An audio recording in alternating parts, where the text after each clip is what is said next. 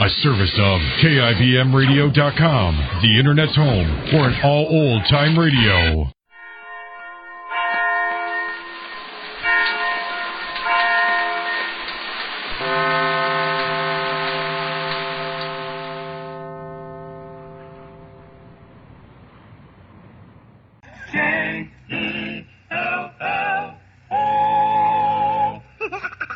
Jello. And I like it. It's Baby Snooks.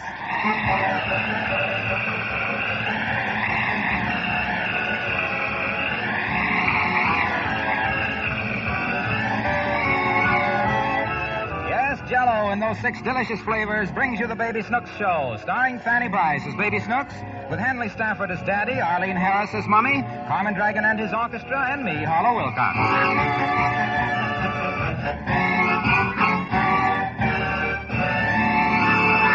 And now to Sycamore Terrace. It's early morning, and Daddy is just dropping Snooks and her little friend Isabel off at school.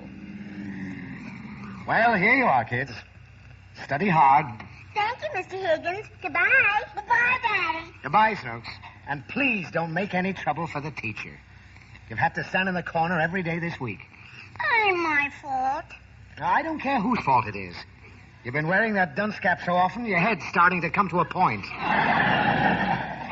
it ain't. It was always that way. Now, go on. And try to be smart. I am. Yesterday I was the only one in the whole class who could answer the teacher's question. Really? What was the question? Who put the chewing gum in Annabella's hair? Well, don't let me hear anything like that again. I'll try not to. Goodbye, Daddy. Goodbye. Come on, Snooks. Oh, look. There's Henrietta Barstow. Hello, Henrietta. Hello, Isabel. Hello, Henrietta. Oh, hello, Snooks. Oh, I'm so glad I met you, Isabel. I'm having a party this Friday night, and I'd like you to come. Oh, thank you, Henrietta. I'll be glad to come. Good. Didn't you forget something, Henrietta? I don't think so. You sure? I'm sure. You're absolutely positively sure? Yes. Oh. You know what I feel like doing Friday night, Henrietta? What? I feel like just going to a party. Oh, why don't you? 'Cause nobody invited me. Oh, that's too bad. Yeah. You know, Henrietta, if someone invited me to a party, guess what kind of a present I'd bring them? What kind? A great big doll with beautiful clothes and big eyes, and they open and they close, and they open and they close. Oh, I've got a better doll than that. You have? Yes. How about a box of candy? We're going to have all the candy that anybody can eat. Oh. What's so funny? A funny riddle. Want to hear it? No. Oh, it's very funny. I'll make you laugh like anything. You want to hear it? Oh, all right. What is it? Well, you say to me, Snooks, would you like to come to my party? Why? 'Cause the answer is very funny. All right. Snooks, would you like to come to my party? I'd love to. Bye. I'll see you at your party,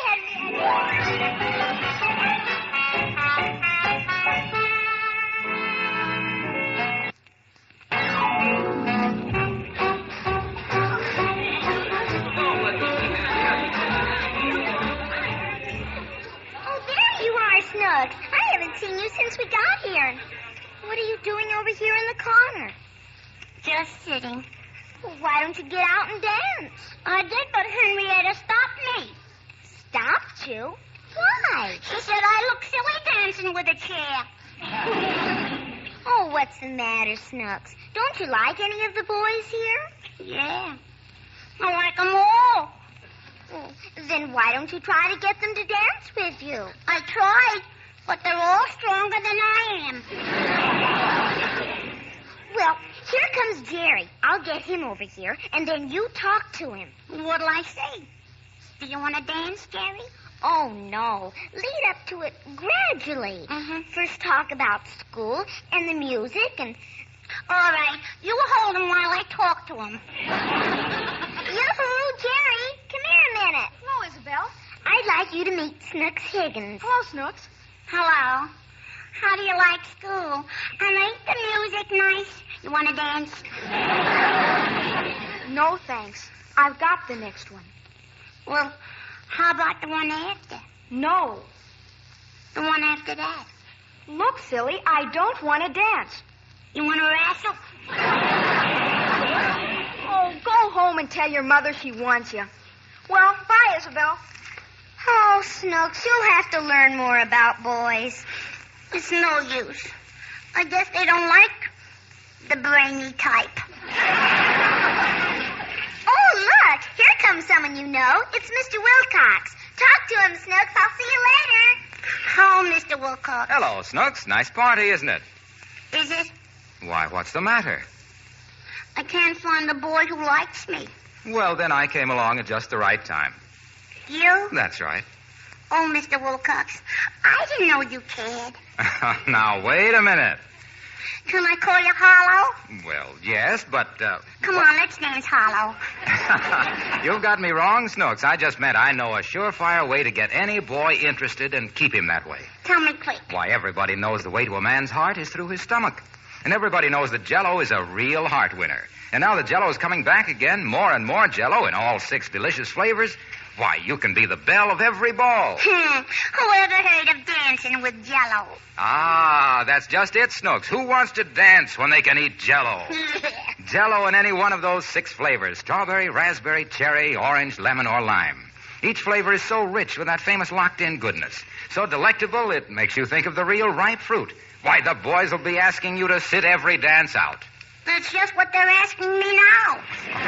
Snooks, you don't understand. Now, just picture this. You, a boy, a shimmering dish of Jell-O. And 2 spoons. Now, you see? What a chance for romance. Gee, thanks, Mr. Wilcox. Don't mention it. Well, I'll be running along. See you later, Snooks. Goodbye. Well, Snooks, I hope you're enjoying my party. You want to know something, Henrietta? What? Your party is very, very icky. Oh, is that so?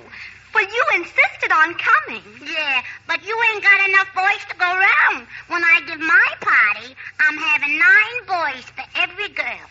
Don't be silly. You can't even get 1 boy for yourself. I can if I want to. You cannot. Why can't I? If you want to know, because you're not pretty enough. How would you like a smack on the nose? Fighting won't change your looks. No, but it's going to change yours. Oh, Mama, make her go home.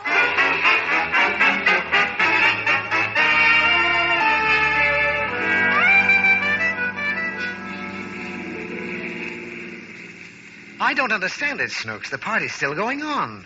Why did you call me to take you home so early? What happened? Nothing. Oh, it must be something. Come on, tell Daddy. Well. Oh, Snooks, honey. What's this all about? Now stop crying and tell Daddy. Everybody hates me, especially the boys. I couldn't get even 1 dance. Oh, what do you care? Boys don't mean a thing at your age. They do, too. Everybody's got a boyfriend except me. Rosemary Jackson's got a boyfriend, and Isabel Jones has got a boyfriend. Well, don't worry, honey. You'll have a boyfriend, too. I will not. Now, what makes you say that? 'Cause I'm ugly. No, you're not. I am, too, and my mouth is too big.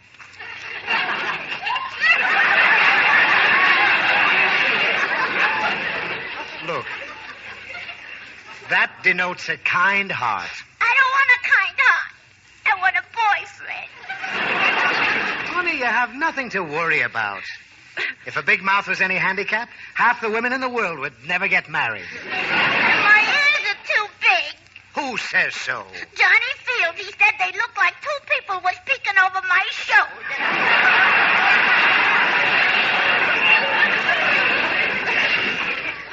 I wish she hadn't told me that. Now every time I look at her, I'm going to think there's 2 people.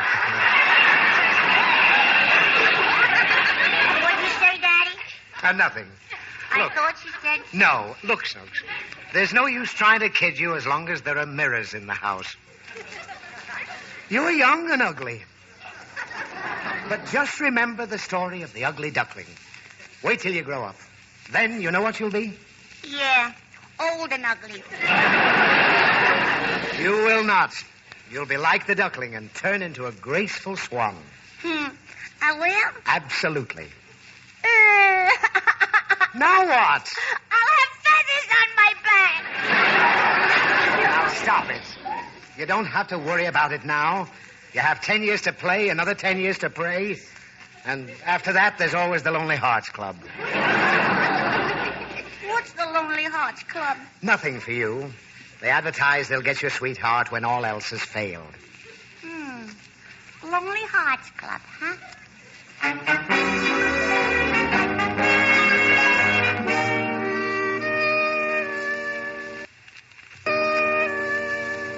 Dear Lonely Hearts Club, I am writing you because I want a sweetheart.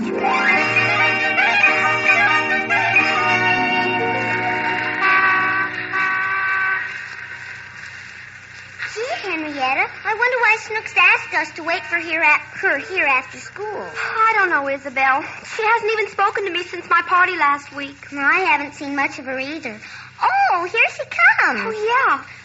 What's that piece of paper she's waving? So you think I can't get a boyfriend, huh, Smarty? Well, what are you talking about, Snooks? Well, read this letter. That's what I'm talking about. Well, let's see. Darling Snooks, all my life I've waited for a girl like you, and now I've found you. See? Gee, that's a beautiful letter. It's so moosey. Who's it from? From my boyfriend. Go ahead, Henrietta.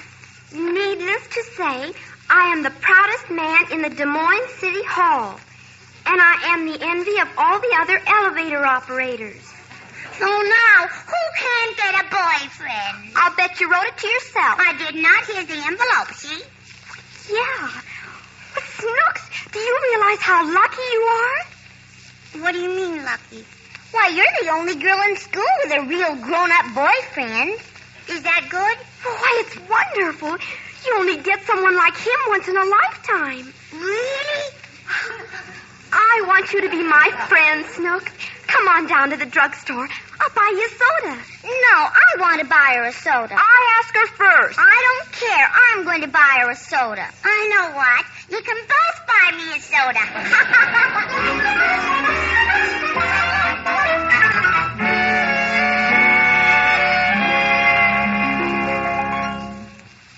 Here's the mail, Daddy. Oh, thanks, Son. What's that other letter? What other letter? The one you just put in your pocket? I didn't put no letter in my pocket. Do you think I'm blind? Give me that letter. No, it's mine. Give it to me. Here. It is addressed to you, and in a very mature handwriting. Snooks, how do you explain this? I never saw it before in all my life. Now stop that.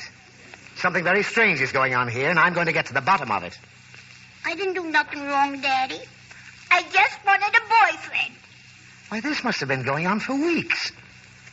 After 5 days, return to Albert Potter, elevator number 3, City Hall, Des Moines. Snooks, you haven't been writing to a grown man, have you? Well, have you? Yeah.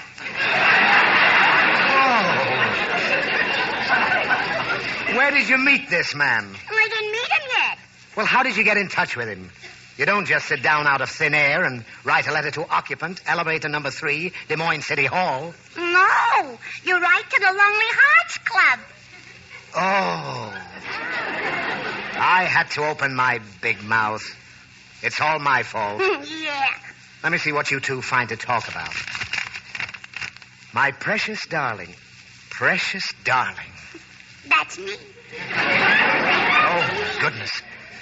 I received your last loving letter, and I'm sorry to hear that you're working so hard in your new show. New show? Snooks, have you been telling this man things that aren't true? No, Daddy, he's way ahead of me. Obviously, you must have lied to him. Who does he think you are? The darling of Cafe Society. Blackie. What? Where did you get an idea like that? From a magazine story. Oh. I realize I can't expect you to sit home nights waiting for me, and I don't mind a few casual friends. But who is this Tommy Manville you mentioned? It was from a magazine. Where is this going to end? I don't know. I ain't finished the story yet. Well, you better finish it in a hurry. Well, I can't. Why not? I tore out the last page to make spitballs. Oh, Snooks, this is absolutely ridiculous.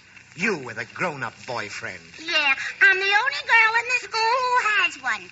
Well, you won't have him long. I will, too. You only get something like him once in a lifetime. Snooks, I want you to stop writing to this man. I won't do it. But the whole thing is absurd. No, I won't. I won't do it.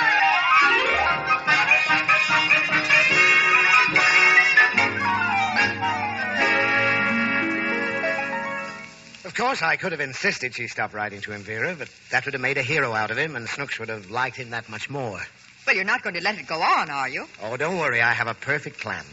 I'll get her interested in some nice kid her own age, and she'll forget all about that old codger. Well, that may not be as easy as it sounds. Oh, I'll manage. I invited 10 of the nicest boys in town to drop over tonight. Good heavens, Lancelot, the house is all upset. Oh, don't worry. Not all of them could make it. Well, how many are coming? 1. Oh, who is he? Timmy O'Brien. His father works in our shipping department. Oh, Daddy. Oh, hello, Snooks. I got a big surprise for you. Wait till you hear who's coming over to see you tonight. Who? Timmy O'Brien. I never heard of him. Oh. Well, just wait till he flashes that big Irish smile at you. You'll melt. He's got the cutest grin and even white teeth. Oh, those teeth. I've never seen anything to compare with them. You like him, Daddy? I certainly do. Then you go out with him. Why, he sounds wonderful, Snooks. I may go out with him myself. Have a good time. Oh, that must be Timmy now. I'll open it.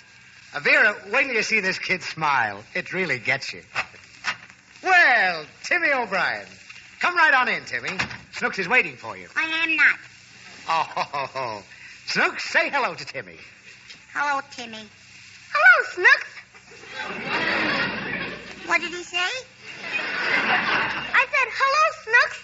Timmy, what happened to your teeth? He ain't got any. Are you sure this is the right boy, Lancelot? All his front teeth are missing. Oh, this is unbelievable. Only yesterday, he threw a beautiful, gleaming white smile at me. Well, maybe he threw it at somebody else and it didn't come back. Well, I'll go fix the candy. Good luck, Mr. Matchmaker. Well, isn't this chummy? Just the 3 of us. Yeah. You know, they say 3's a crowd. Maybe there's one too many here, eh? Yeah, I'll leave. Come back here. We'll all stay. All right. Well, go ahead, Snooks. Talk to Timmy. I don't like him. Why, he's a wonderful boy. Oh, he's oogly boogly. Now, how can you say a thing like that? He's an athlete. A football hero. Oh, Mr. Higgins.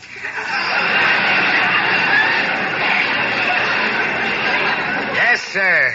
I can see him now. He's got the ball. He eludes one tackler, then another. There he goes. What a runner. He's all over the field. So is his teeth. Oh, what's the use? I won't always look like this, Snooks. When I get my new teeth, will you go out with me? I'm sorry, Timmy.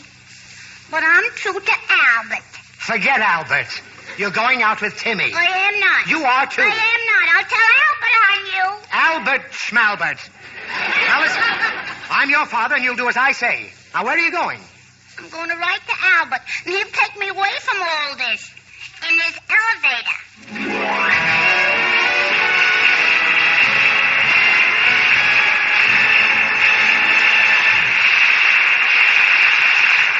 You know, these brisk fall days make me wish I was a kid again. But then I guess I still am one at heart. That is, when it comes to Jell-O, I'm delighted to know that Jell-O is coming back again. Yes, more Jell-O, and before long there'll be still more until there's all you want again. Jell-O is such a swell treat, always. For a very special Jell-O dessert these fall days, my wife serves jellied orange cubes. They're bright and gay and so simple to make. Just mold the Jell-O in a flat pan, chill until firm, and cut into shimmering little 1-inch cubes. Then turn them into your prettiest serving bowl, combined with fresh orange sections. You can use any flavor of Jell-O for jellied cubes: strawberry, raspberry, cherry, orange, lemon, or lime. All 6 delicious flavors are rich with that famous locked-in goodness that's exclusive with Jell-O, just as the name is exclusive with Jell-O. Yes, that name Jell-O is a trademark, the property of General Foods, and it tells you here is the genuine, the one and only Jell-O gelatin dessert. So look for those big red letters on the box. They spell Jell-O, and Jell-O spells a treat.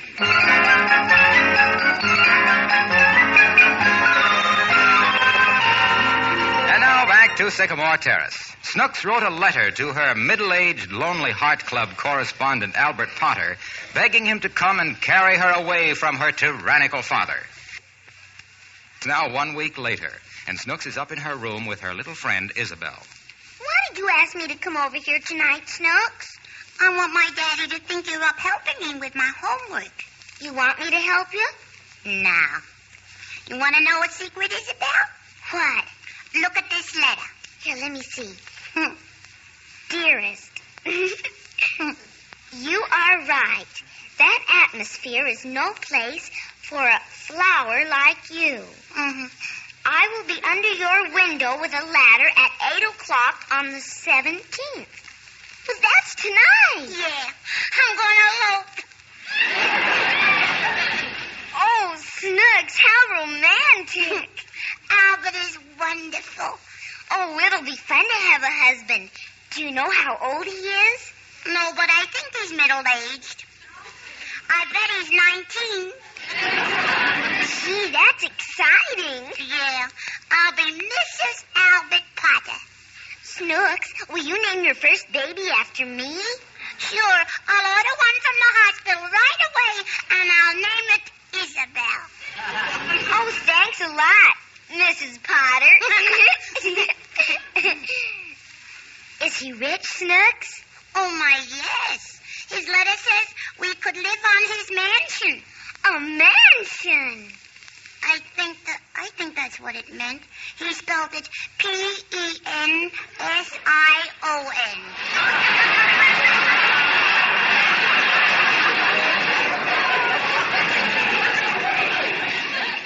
Gee, I wish I were eloping.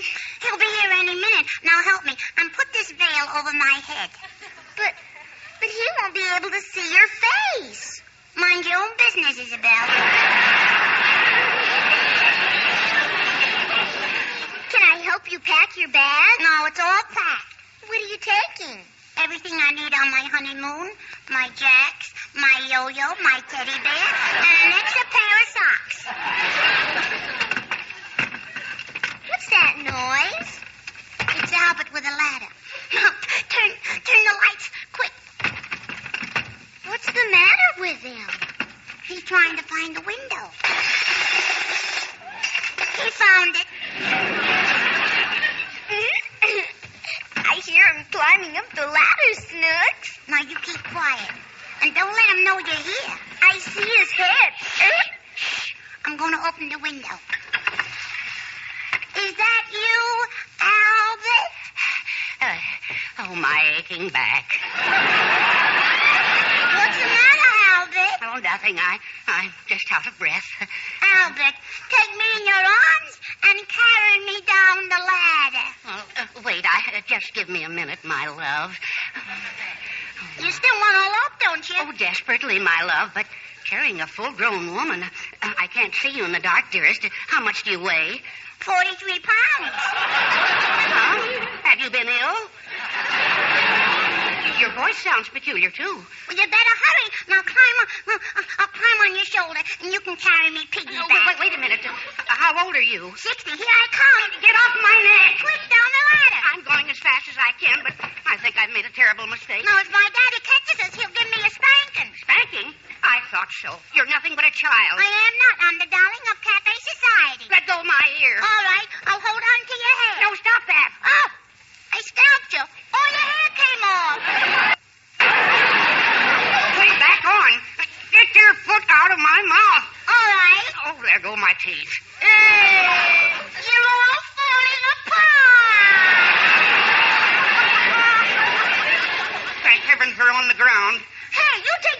off her.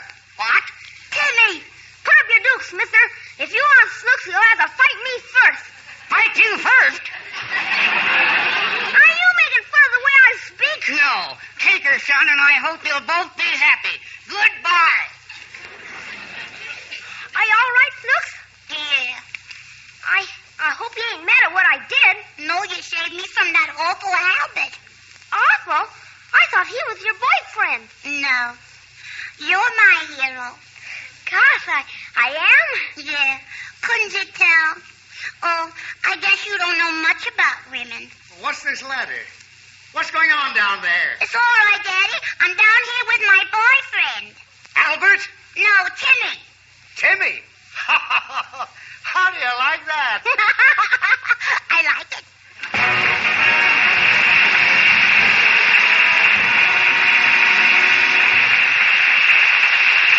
Well, Snooks got her man.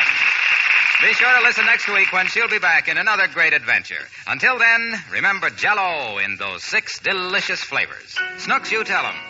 Just a taste of tempting Jell-O.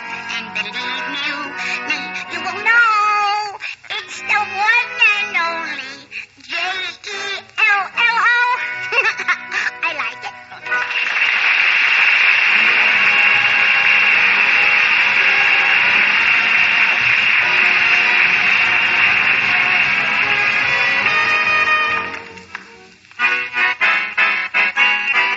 What are you having? Having log cabin on my pancakes. Yes, we're having that log cabin. The best tasting syrup that man made.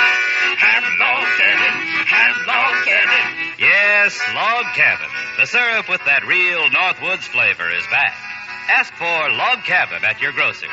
Have log cabin.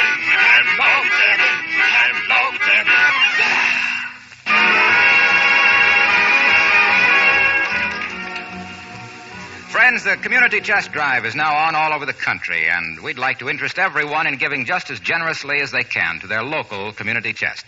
Because when you do, you're supporting services which help your own friends and neighbors. In fact, to give to the Community Chest is to be a good neighbor. Give as much as you possibly can to your Community Chest Drive. The money you give goes to the support of many wonderful Red Feather services. Boys and girls clubs, hospitals, clinics, homes for the aged, social service organizations for child and family welfare. Services that benefit the entire community and make your town a better place to live in. This is a cause that deserves your support. You know, by combining all their appeals for aid in one campaign, Community Chests save money and are able to do more. So give generously to your local Community Chest Drive. Everybody benefits, everybody gives.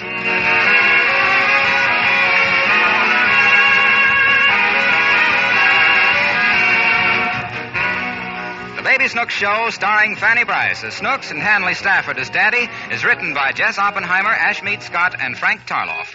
This is Harlow Wilcox speaking.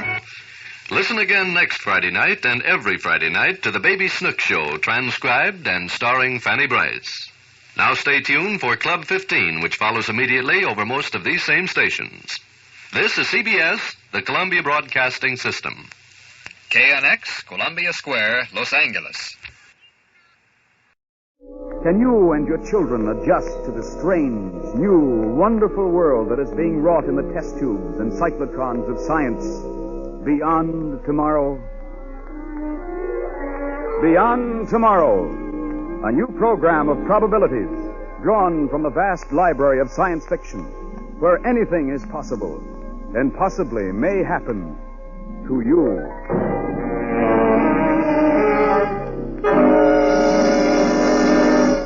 Tonight, based on a famous story by Theodore Sturgeon and adapted by Draper Lewis, a tale about a man accused of murder in a small western town who insists it was not murder, but something really much worse. All right.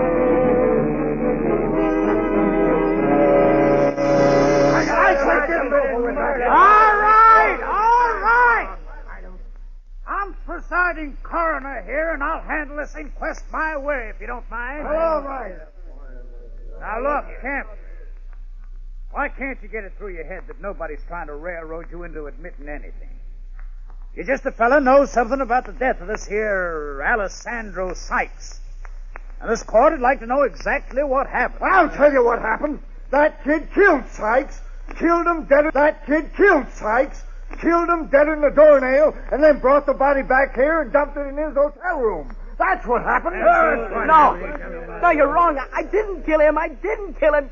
You're trying to accuse me of murder, but I tell you it's something worse. Something much, much worse than murder. If we don't have it quiet in this courtroom, I'm going to have the sheriff clear the place. This inquest is going to be run legal-like or ain't going to be run at all. You mean maybe we should have the hanging right now, Bert? I didn't say no such thing. Well, maybe you should and stop wasting so much time. Mr. Wilson, sir, you can't let him hang me. I'm innocent, I tell you. I didn't kill Sykes. Aren't you even going to listen to what I got to say? Sure, son, I'm going to listen. We're all going to listen. Or I'm taking this boy into Tucson where there's a jury that will listen. Well, this better be good.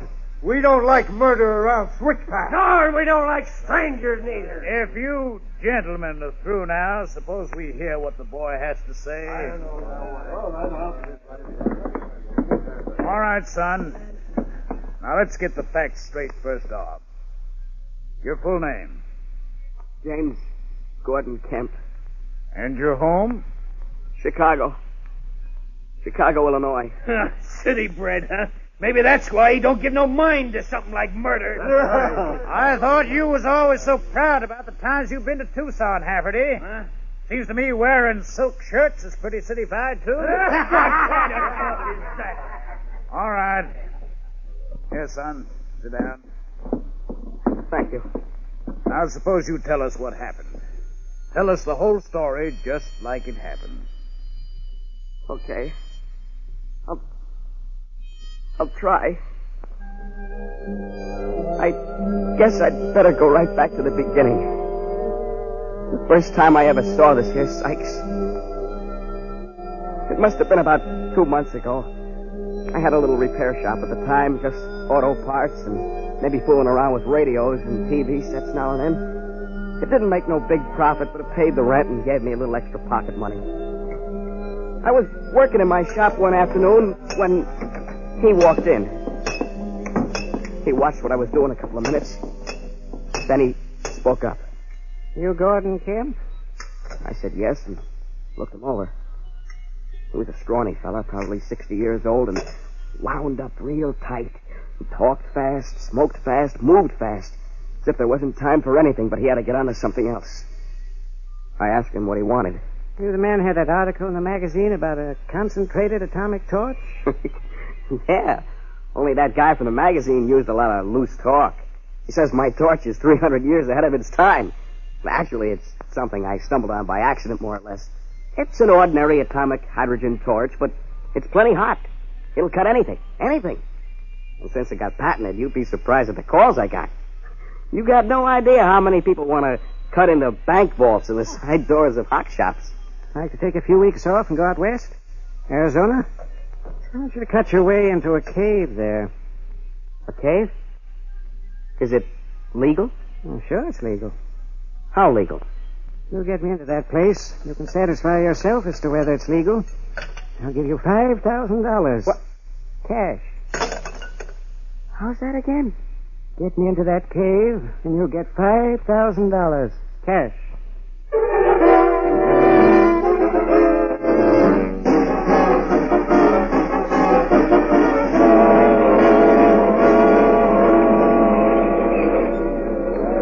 How come you happen to run across this here cave, Professor Sykes? Didn't anyone else in Switchpath ever spot it? Yeah, from what I can gather, there must have been a shifting of rock. Maybe a slight earth tremor that opened it up. The time I was fresh out of college, spending all my time digging for Indian ruins, I found it at the bottom of a deep cleft. Small, dark room, all rock walls. Rock that was very old. A couple of 100,000 years. Maybe 500,000. 500,000? It wasn't the rock that got me so excited. It wasn't the rock, and it wasn't the cave. It was the machinery in the cave. Machinery that must have been put there before there were any human beings on Earth. Oh, now, just a minute, Professor. Now, look, I don't care whether you believe me or not. I know what I'm talking about. Those machines were installed in that cave room back when there wasn't a single living creature of any sort. But that doesn't make sense. If there are machines, then some human beings must have made them. Some human beings must have hauled them into the cave and assembled them. Only you say there weren't any human beings on Earth. Maybe not on Earth, Kemp. But there are human beings someplace else. At least, beings. Who knows whether they're human or not? Wow. That's a nice, pleasant thought. Yes. I thought so, too, at the time.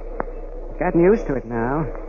Got used to it during all the days and nights I stayed in that room and studied that machinery. What kind of machinery was it? Well, I finally figured out that one of them was some sort of a radio transmitter. Now, get this. Here's a machine with an antenna on top of it, just like a microwave job. Beside it is another machine. The second machine is shaped like a dumbbell standing on one end. Top of it is sort of a covered hopper.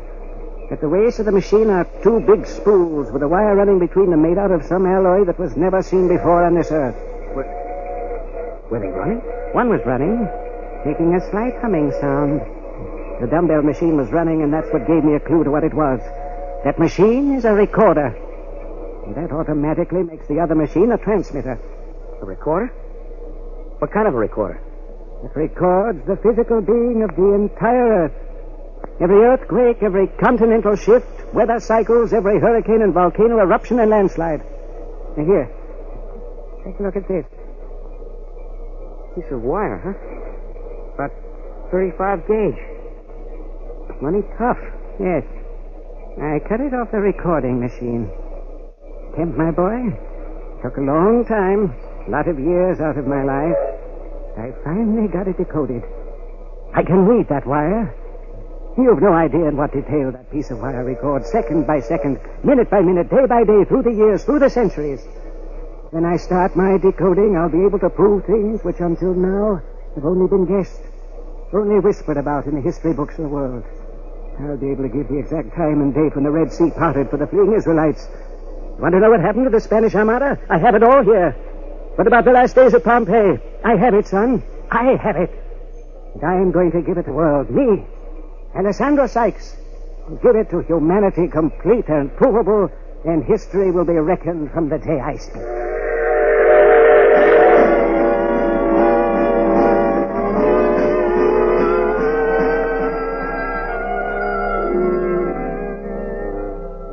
I admit he did sound a little off his rocker. And if I had any sense, I would have gotten off that train and gone back to Chicago. But he was such a nice little guy. As nice a little character as you'd ever want to meet. And he figured he had something big in that cave. I'm not going to listen to Yes, I tell you, something important enough that he'd been living with it, thinking about it, working on it day in and day out for 30 years or more. You can't let that kind of a guy down.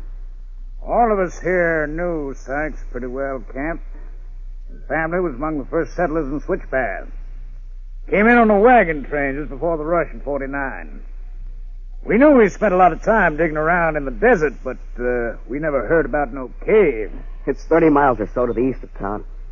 You pass a big rock formation. It's shaped like a crescent. And the cave's a little further I've been out by Crescent Rock more times than I can count, and I never seen no cave. But you wouldn't see it if you didn't climb into the cleft. Something happened out there just about 2 years ago. The ground was hot for miles around. All the grass shriveled up and died.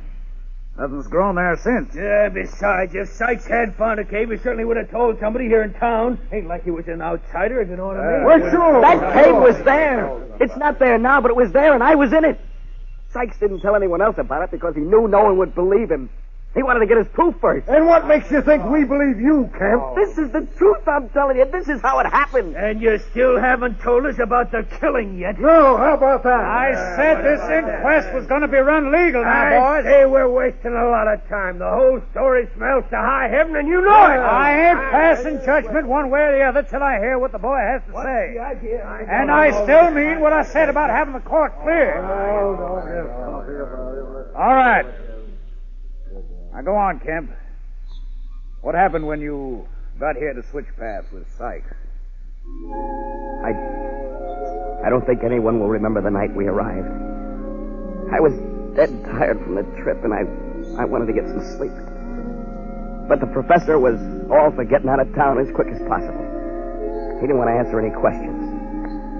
So we piled all the stuff into his rattly old car and started for Crescent Rock. It was plenty spooky driving across the desert at night. It was a cold wind. It kicked up the dust, and you breathed dust. Bit into it. The old man kept peering straight ahead. And every now and then he'd change the direction. Swing a little to the right, son. It's an old castle trail. We follow it for 5 miles or so. He knew the way perfect. Crescent Rock, way up there ahead. Just keep it head on. We didn't detour or backtrack once. Another 10 miles now. Distance is pretty tricky out here. Things look closer than they really are. And then, just as it began to get near dawn, the sky was all smoky and you could start seeing the scrub weeds and cactus growing around the trail. Sykes grabbed my arm and said, Pull up here, son. Walk the rest of the way to the cave. I don't want anybody snooping around while we're down there with those machines. I don't want anyone to know a thing until I'm ready to tell them.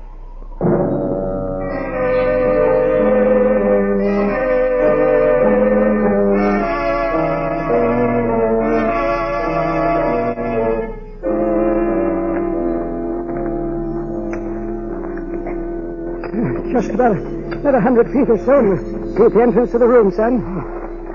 Boy, I never knew how much the torch weighed till I had it strapped to my back. Sure I can't give you a hand with it? No, it's okay, Professor. Don't worry. Over there, that's all that's left of the place where I used to camp at night.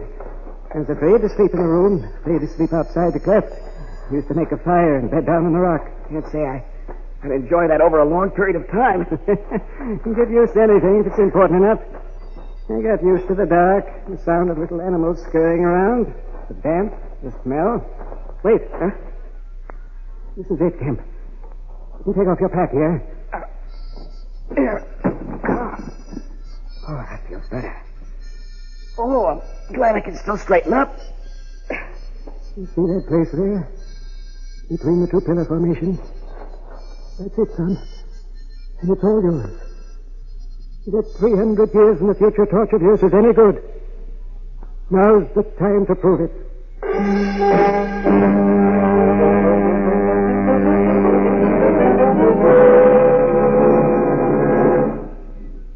In just 30 seconds, we will return you to Theodore Sturgeon's famous science fiction story, The Incident at Switchpath. Meanwhile, a memo on a matter of importance to you and your family. Did you know that nearly a third of all motor accident victims are killed in collisions between motor vehicles and pedestrians? Just because the road looks smooth, clear, and flat in front of you, don't put your foot down on the accelerator. A child may ride a bicycle out of the side road. A young couple may step off the curb, and death strikes suddenly. Drive carefully. Drive with your mind as well as your body. And now, back to our story.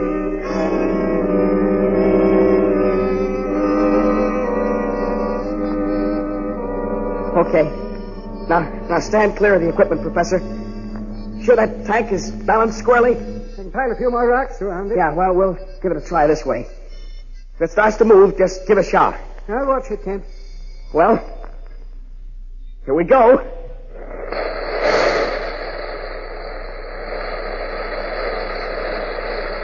How long do you think it'll take, Kent? I don't know. It depends on how thick the rock is that's sealing up this room. Kent, think of it. On this little piece of wire, I have a complete record of the movement of the polar glacier, which will have all the learned busybodies gnashing their teeth. But have I said anything? Not me. Not Sykes. I'll wait till I can get the whole spool of wire, and I'll translate it into a history of the earth and mankind written in such detail, with such authority, that the name of Sykes will go into the language as a synonym of the miraculously accurate. Me, Alexander Sykes. Hand me those black goggles, huh?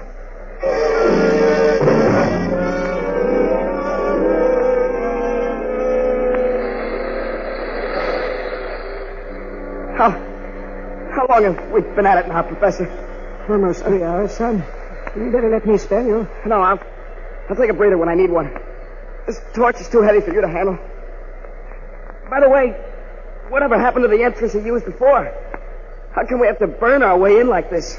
That, my boy, is an unforeseen quality of the machines. For some reason, they closed themselves up. In a way, I'm glad they did. I was unable to get back in. I was forced to concentrate on my sample. If it hadn't been for that, I doubt I would ever have cracked the code. Whoever left these machines here or how they operate, we may never know. It would be interesting to find out. The important thing now is to get into that room and get that spool of wire. That's all that matters, son. That's all that matters.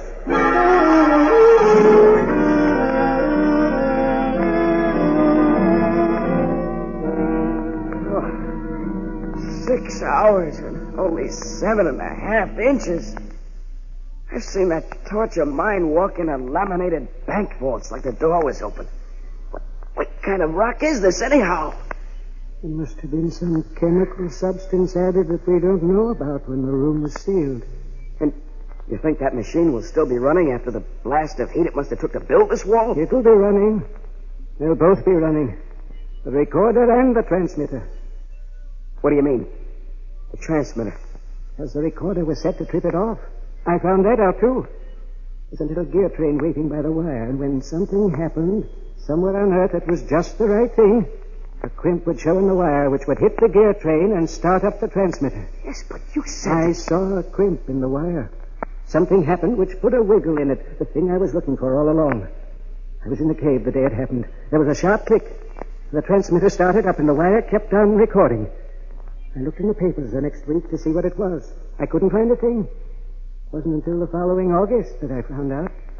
What was the date when it started to transmit?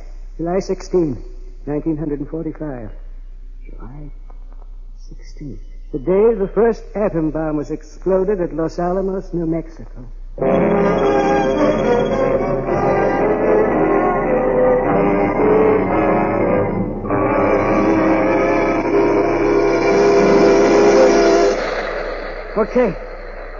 Okay, Professor. Hold the light a little higher. This should do it now.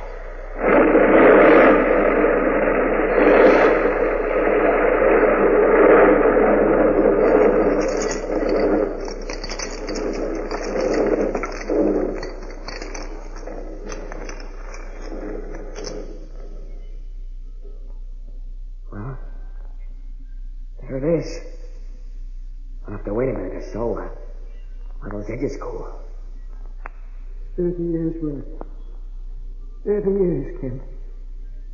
Professor, who do you think's on the receiving end of that transmitter? I don't know. I'm only sure whoever he is, or they are not any place on this earth. That's why I've been so anxious to get into the room. Well, we'll throw that canvas over the edges just to be safe.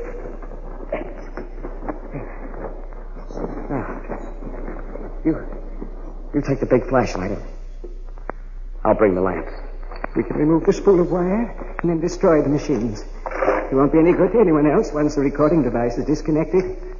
The light, Kemp. Bring in the light quickly. Yeah, quickly. Yeah, I'm right behind you, Professor. Oh, brother.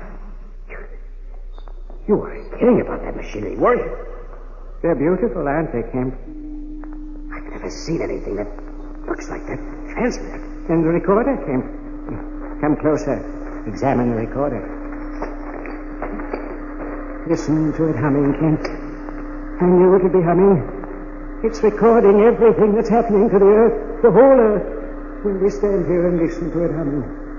Professor, maybe we better get the wire and get out of here. This place gives me the willies. Don't be frightened, son. Machines can't hurt you. It's not the machines. I just don't like this place. When I hold a flashlight, you disconnect the spool. There should be a catch lever of some sort which frees it. Something like a movie camera or one of those old-fashioned wire recorders. Yeah, well, maybe I can find it, Professor. I've worked with these things. No, and I know... No, I can find it. Just let me alone. You forget that I've been... Oh, Kemp. What's the matter, Professor? Kemp, the reel is empty. Look. There's only 8 inches of wire on it. Only 8 inches, Kemp. It was almost full before the cave was sealed. That's impossible. No one could get through that rock. No one, I tell you. The reel's been refilled. That's what's happened. It's been refilled. They've been here. Who's been here, Professor? That's what the transmitter was for, Kent. When the first atomic power was used on Earth, the recorder tripped the transmitter. It sent out a signal. They answered it and came here and changed the reel.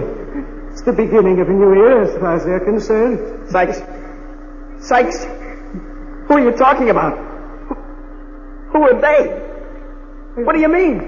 I don't know, but they've been here. And I've lost 30 years' work. 30 years of my life completely gone, disappeared. Professor, you gotta pull yourself together. We gotta get out of here. I don't like this at all. Get out? Why get out? Damage has been done now. The reel's gone. I don't like the way that thing hums. Sounds like it's just sitting there, waiting and... The crimp. It hit another crimp in the wire. The transmitter started again. Doesn't matter now. Nothing matters now. Nothing. Come on and grab that light. I've had enough of this. No, I'm going to stay here. You're not staying in this cave. You're coming with me if I have to carry you. No, let me alone. Come on. I'm staying here, Kemp. Let go of me. No. Let go. Professor, watch out for the recorder. Professor. My hands. Sykes, are you all right? My hands. Burn my hands. It's so hard. Both hands. You get a hunter every second. Come on. We gotta move. Something tells me this place is gonna blow sky high. Put your arm across my shoulder. I'll guide you out. This fool. 30 years' work. Stop talking and walk, Professor. We're getting out of here and fast.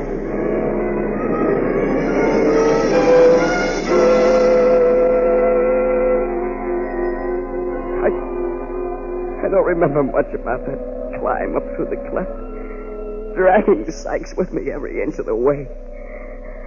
I just knew it was hot. I could hear rock falling and rock bubbling thick and heavy behind me down there in that terrible room. I somehow got to the car and stretched Sykes out of the back seat. I asked him how he was, but he didn't answer me. He just kept looking back towards the cleft and the glow of the lava. And then he whispered, They knew we'd reached the atomic age. They wanted to be told when. That's what the transmitter did.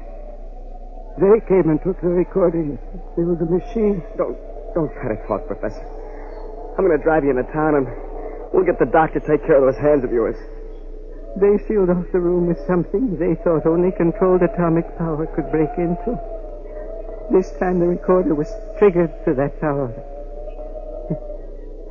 The torch did it, Kemp. That 300 years in the future torch that did it. They think we have atomic power. They'll come back, Kemp. Who, Professor? Who? I don't know. I don't know whether they're friends or enemies or where they are.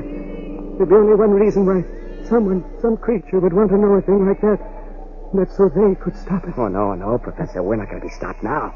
Like the papers say, we're in the atomic age if it kills us. But we're in for keeps.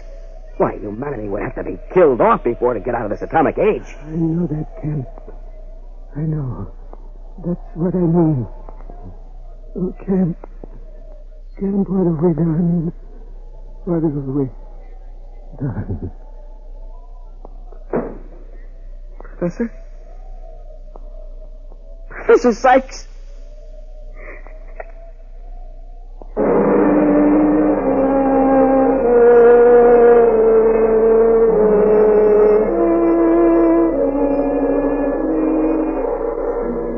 I was going to bury him there.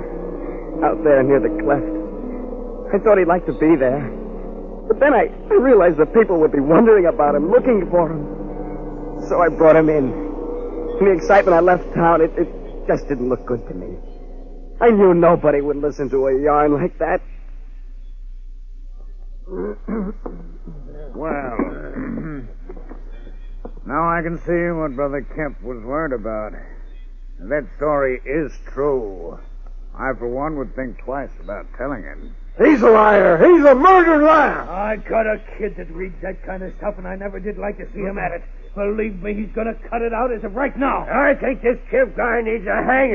Wait a minute, man. Wait a minute. If we kill off this fellow, we do it legal, see? You just keep quiet a while longer and let me ask this boy a question. Now, look, Kemp.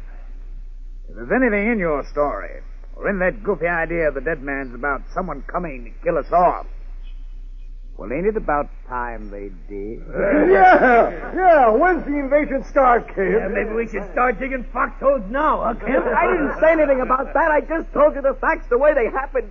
I just told you what Sykes told me. The whole thing's a lousy pack of lies. It's all lies. Lies! Wilson! Bomb! That was a bomb! Ed Wilson, look! There! In the sky! Look! Ship! The sky is full of ships!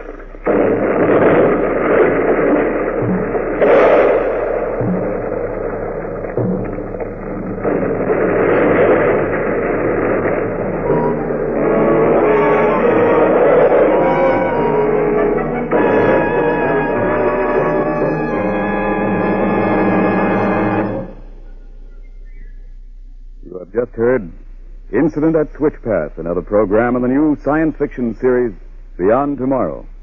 Michael O'Day was featured in the role of James Kent, and Brett Morrison was heard as Professor Sykes. Music was composed and conducted by Henry Silverne, and John Campbell, Jr. was our technical consultant. Beyond Tomorrow was produced and directed by Mitchell Grayson. Listen again next week at the same time for another story about you in the future. You, Beyond Tomorrow.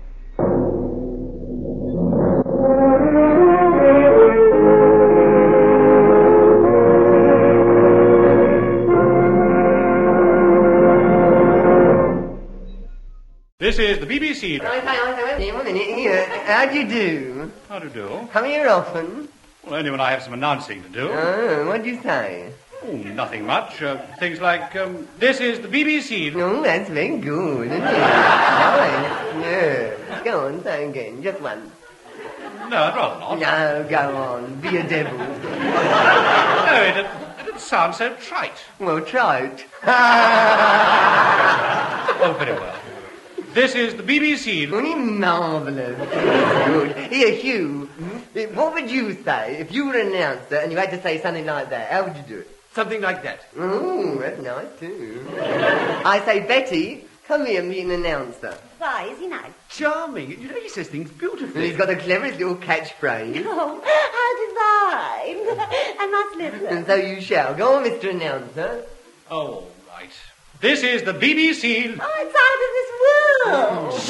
She hasn't finished yet. Ladies and gentlemen, whatever happens during the next 30 minutes will certainly be beyond our care. Oh, ain't nice. Very good. What do you mind? Do you mind keeping quiet? Hey, what did he say? He said keep quiet. Oh, sorry. Thank you. Among those taking part are Hilary St. Upjohn Crumble, Marjorie Hawkflitch, Sir Cranworthy Critchington Groyle, Fatima Higgins, Gladys Rumbold, Alderman George Simcox, and, of course, Mr. Kenneth Horne, who prefers to remain anonymous. Ladies and gentlemen, Kenneth Horne.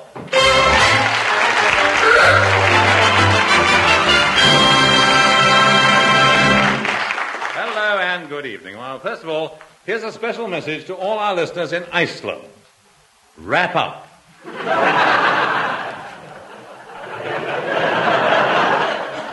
Well, now, tonight I was going to talk to you about current affairs, but quite frankly, I've never had an affair with the current, so instead, let me tell you about some of the things that happened to me last week.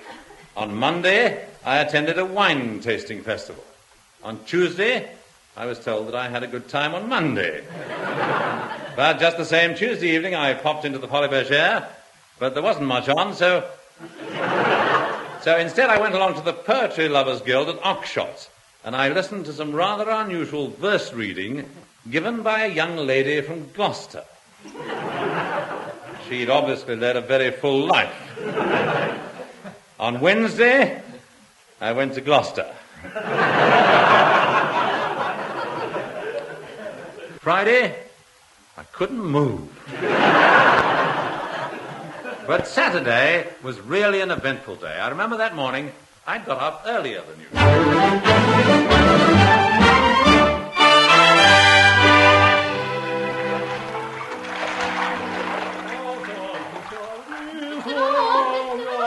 Yes, Prudence, I'm in the bath. What is it? Oh, Mr. Owen, your breakfast's nearly ready. Oh, thank you. Oh, Prudence, Yes, sir? have you seen anything of my midget submarine? No, I haven't. Oh, that's funny. It was here in the bath the last time I reviewed the fleet. Now, let's see. Cruisers, battleship, destroyer, aircraft carrier. Woo-hoo-hoo! Oh, it's all right, Prudence. I found it. I'll come right down.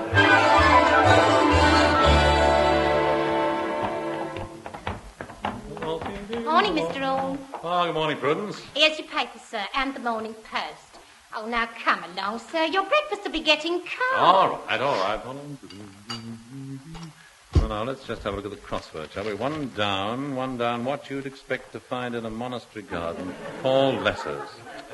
Oh, I can't be bothered with the thing this morning. Let's have a look at some of these lessons. Ah, now, here's an invitation to dinner. Captain and Mrs. Barrington Wycherley Struve request the pleasure of your company at a champagne supper at Barrington Towers on the occasion of their winning the first divvy on the football pool. Ah, sounds rather jolly. Oh, here's another invitation. Now, what does this one say? Mr. Humphrey Boreham Stiff will be at home at 7:30 on the evening of the 14th. Yes. Yes, and so will Kenneth Horne. Oh, this one looks interesting. We should like to have you for luncheon on the 28th. Signed, the South Borneo Cannibals Association. Now, what else is there? This one looks exciting. Exotic perfume, tiny, ladylike handwriting. Who could it be? Oh, it's from Pat Lancaster.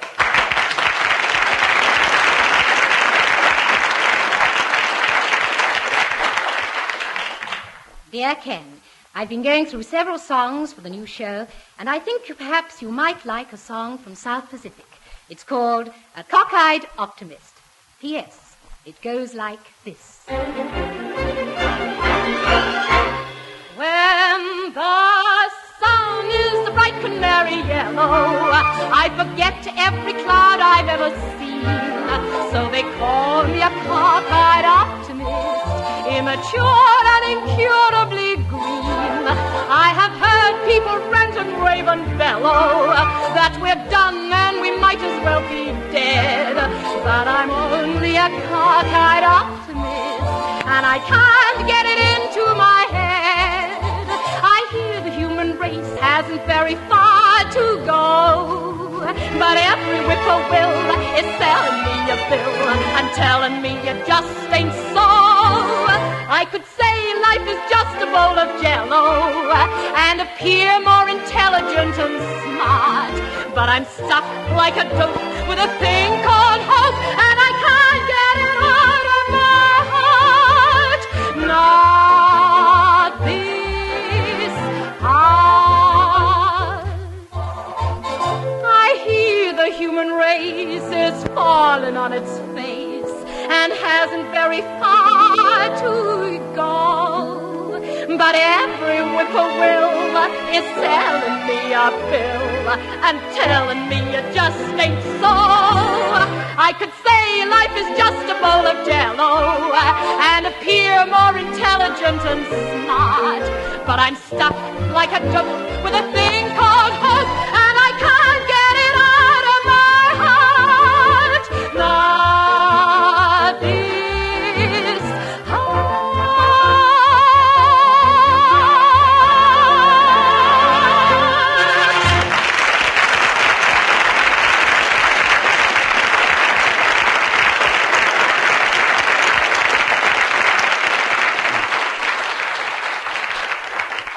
Yes, I think the song she suggests should be jolly good. In fact, I can't wait to hear it. I get a nice round of applause afterwards, probably, too. Oh, dear, look, what's this? OHMS. Good heavens, it's from my income tax office. Dear sir, you may not be aware of this, but a proposal has been made to pull down your local income tax offices and to erect in its place a theatre. A protest meeting will be held at 11:15 on Saturday, when we hope to have your support. What a nerve. I wouldn't dream of going. P.S. Don't forget you still owe us some money. You can certainly count on my support. Now, what time does it say? 11:15? Oh, good heavens, I must hurry.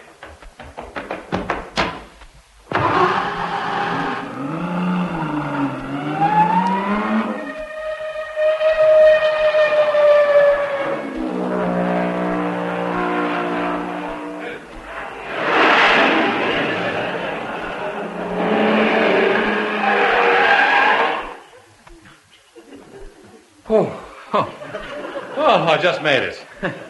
Lucky it's only 4 doors away. Protest meeting? Right inside, sir. You're just in time. My friends, this is indeed a most serious business. If this tax office is pulled down, it will be the thin end of the wedge. More and more tax offices will go, and less people will be paying income tax. Yeah. Oh, I'm terribly sorry. My friends, one day income tax may become a memory of the past. But mark my words, no form of entertainment, however sordid or debased it might be, will ever take the place of the living, breathing commissioners of inland revenue. Mr. Chairman, may I make a proposition? All depends what it is, madam. Well, in the view of the fact that our premises are to be demolished to make way for a place of entertainment, I should like to put it to the meeting that we anticipate their scheme by ourselves supplying entertainment in income tax offices. You know, a sort of pay-as-you-laugh service. Or assessments with a smile. Well, at that point I left. Quite frankly, the whole idea of entertainment in income tax offices gave me quite a lot to think about. I mean, can you imagine what it would be like to walk into your local tax office one day and be greeted by this sort of thing?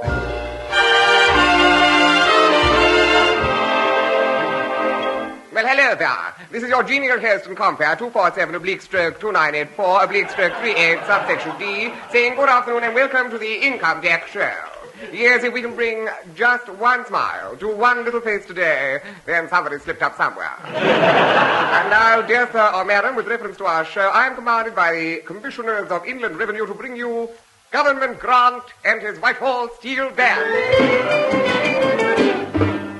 Income tax, everybody hates income tax. People's hearts are filled with hope Till they get that little buff envelope. A married man with no family was claiming an allowance on Schedule D. He came to children, and in that place he wrote the words, "Watch this space." Income tax, everybody hates income tax. 1906 is the surtax rate. It's a wonder everybody doesn't emigrate. Hey-oh, hey-oh. Taxmen come and I want to go home. A businessman whose name you needn't know to Paris with his secretary had to go. The expense was allowed as necessary. A successful trip, not a word to Bessie. Income tax, everybody hates income tax. We brought you the news that you wanted to hear in tonight's report on the fiscal year. Olé.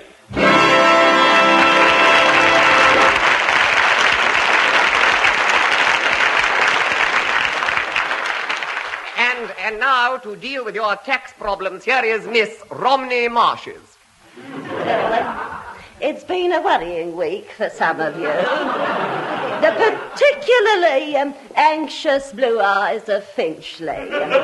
No, dear, under no circumstances should you accept a present of 51% of the preferred ordinary shares, or you'll find that in no time at all he'll be giving you the business. And now we turn to Lonely of the Conservative Club, Moscow.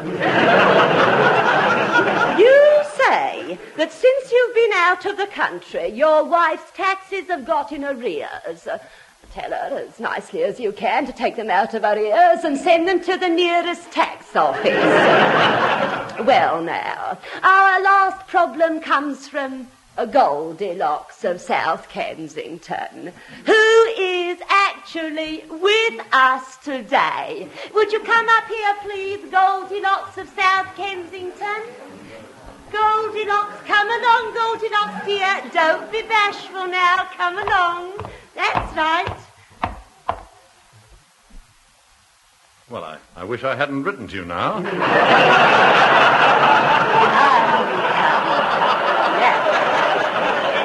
My dear, we're all friends here. Now, what is your problem, Goldilocks?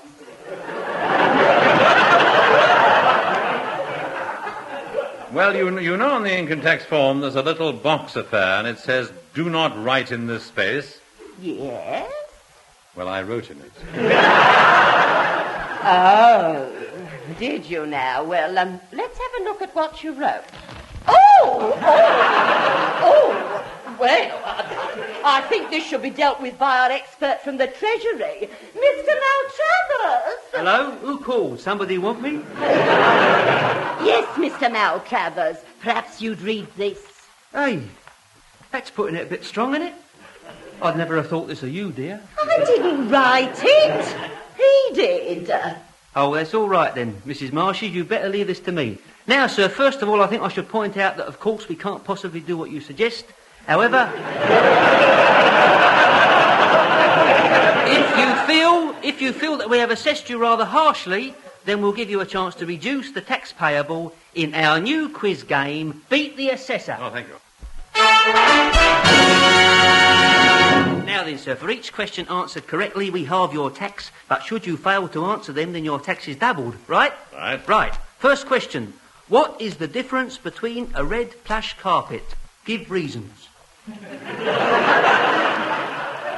Well, I suppose you might say that the overall effect is dependent upon... I'm sorry, sir, your time is up. Bad luck.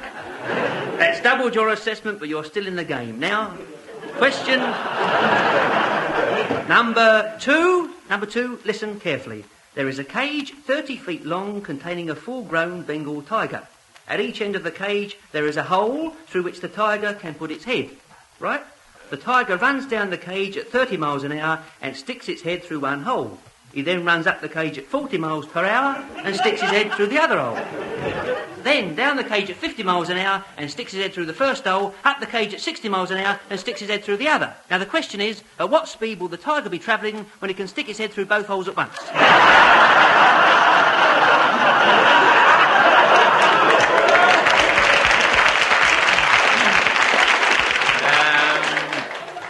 Let me see, 4 no trumps. I'm sorry, sir. You failed to beat the assessor, which means you now owe us the sum of £15,942. But now it's the jackpot question and your chance to wipe out your entire debt by answering just one simple musical question.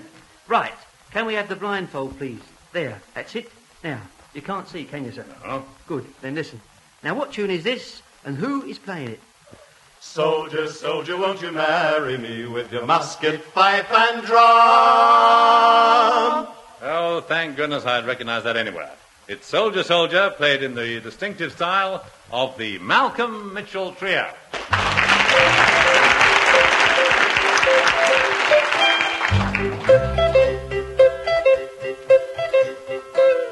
Soldier, soldier, won't you marry me with your musket, pipe and drum? How could I marry such a pretty girl as thee when I've got no boots to put on? Oh, how can I marry such a pretty girl as thee when I got no boots to put on? Well, up to the cobbler's she did go as fast as she could run. Run! Bought him a pair, the best that were there, and the soldier put them on. She bought him a pair of the best that were there, and the soldier put them on. Well, soldier, soldier, won't you marry me with your musket, pipe and drum?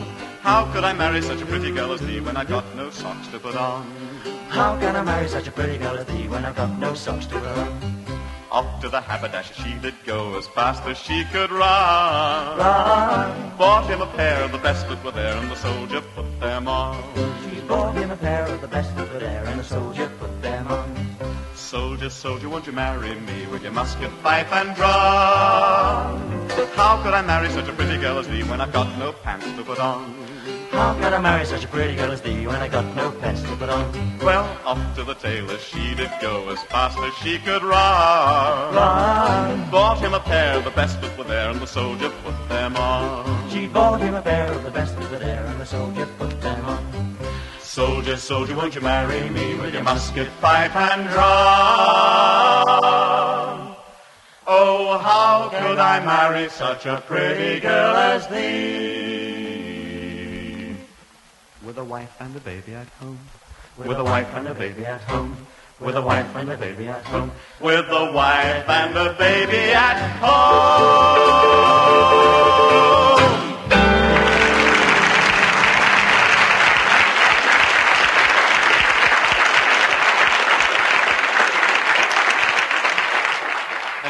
welcome to the special Kenneth Horne documentary feature, Hornorama. Yes, each week at this time, Kenneth Horne and his team of investigators will bring you a factual report on topics of immediate interest. And tonight we present a close-up on atomic power. Is it here to stay? And if so, are we? Well, now, what is atomic power? I'll just ask this policeman. Morning, Constable. Good morning, sir. I wonder if you could help. Yes, certainly, sir. Well, now, Constable, what is atomic power? Oh, well, now, sir, the atomic power, now, that happens to be one of my pet subjects, as you might say. Oh, splendid. Well, perhaps you'd tell us all you know. Certainly, sir. On the 15th of June, I was proceeding in a southeasterly direction up half moon when I perceived a motor vehicle parked on one side of the road. Thinking there was something odd about the date, I approached. Yes. Quite so, officer, yes. But what is atomic power? I'm coming to that, Well, sir. I'm glad. Yeah. Well, I take out my notebook, and I duly goes up to the owner of the aforementioned motor vehicle, and I says, "Hello," I say. I suppose you're aware, sir, that this here vehicle is causing an obstruction of the other motor vehicles using the street. Yeah, Constable, very interesting indeed. But what is atomic power? Let me tell it in my own way, sir. Now, at this point, I observed the driver of this particular vehicle was beginning to get a bit nasty about the situation. Well, now, you know us London policemen. It isn't often we have to resort to the use of force in the execution of our duty, but on this occasion, I'm afraid I had to bring into operation my handcuffs and take the driver into custody. And that's why, as you can see, one handcuff is attached thus to my right wrist, and the other... Well, now he's gone.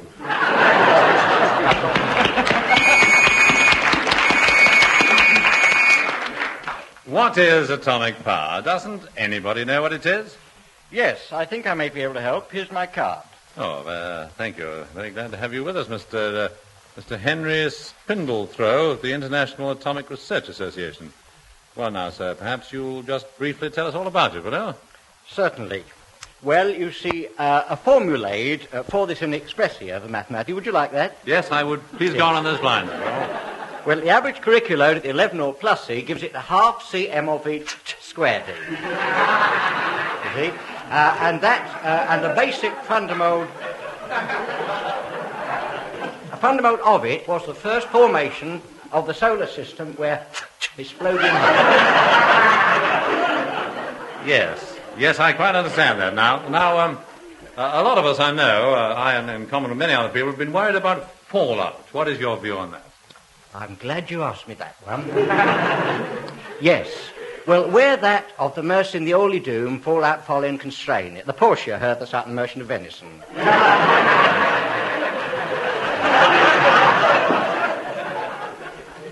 Now, tell me, how does nuclear fission come into all this? Ah, yes. Well, now, there is a real concentrale before the zeta explodes most of the escape electrodes. See? And it manifests, or shall I give you a manifest and a practical for I think it would be better that way. Yes, well, there you see, in the average lighter will gradually develop its down to a very tiny trittly-howdy lighter, which exploded and burn away half the cigar into the throat of the larynx of the human being. You see? Also, it's going to make it symbol of the housewife in the laundrette where rotating the blankie. Oh, yes.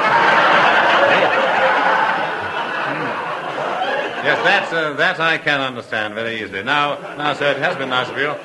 Nice of you to come along here today. Have you got some message that you'd like to go away with or send over to mankind, really, to tell us about atomic power and the benefits that it can bring? May I do it in the words of the poem? Yes, I'd be glad if you would. Yes.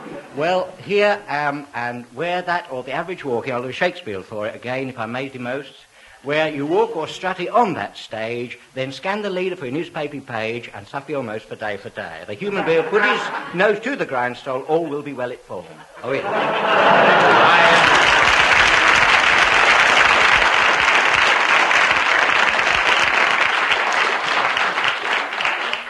Well, now that we know what atomic power is, how will it affect our everyday lives? Well, one day, undoubtedly, it'll take the place of our present heating system. George. What is it? It's getting quite cold in here. Pop out and fill up the scuttle with some more uranium. Oh, all right. I'll just chuck this last bit on the fire. Horrible slatey stuff. And then again, in the kitchen of the future, pride of place will go to the atomic pressure cooker.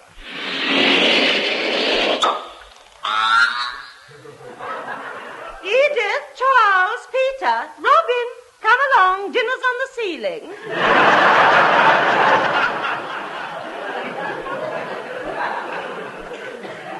But perhaps one of the most interesting developments will come when it's possible atomically to control the weather. Hello? Erminster? Yes. Oh, just one moment. I'll put you through to the weather controller. Weather controller. Agriculture here. I say, old man, the crops in the Dorset area are getting a bit parched. Could you possibly lay on a rather heavy downpour for us? Yes, got that. Heavy downpour, Dorset area. Just a minute.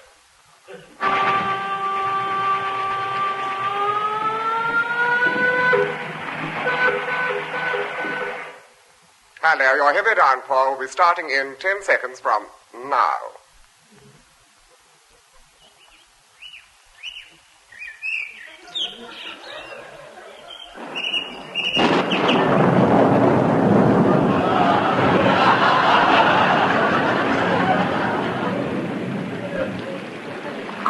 Hello, Arthur. The rain come down a bit, son, didn't it? My rheumatism half twinging me as something chronic. Fair throwing it down it is. Terrible weather. I don't care what they say. If you ask me, I reckon it's all these atoms that are doing it.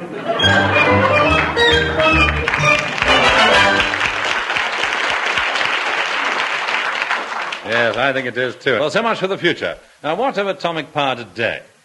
Well, it's still mostly in the experimental stage. And the other day I visited one of our principal atomic research stations. Halt! Who goes there? All right, no need for alarm. It's only me. Oh, it was me. Kenneth Horne, I'm from the BBC. No. No, you don't understand. I'm not from Workers' Playtime.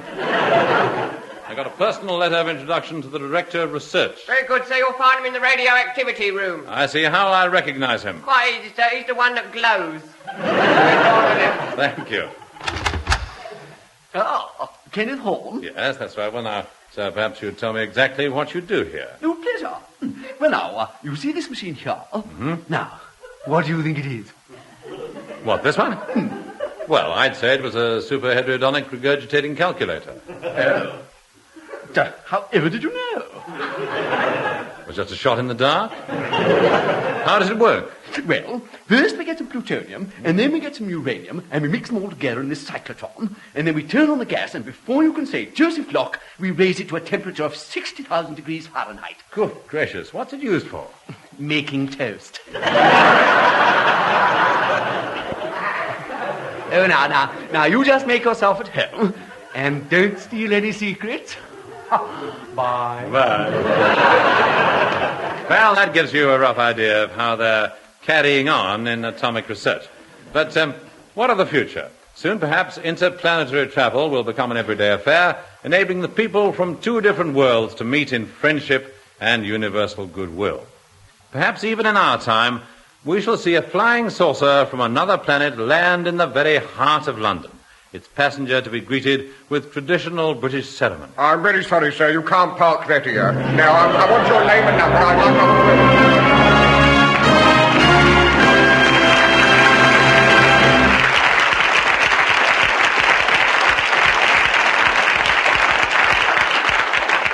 This is Kenneth Horne saying goodbye for now. And remember, whatever you do, don't gossip about butter knives.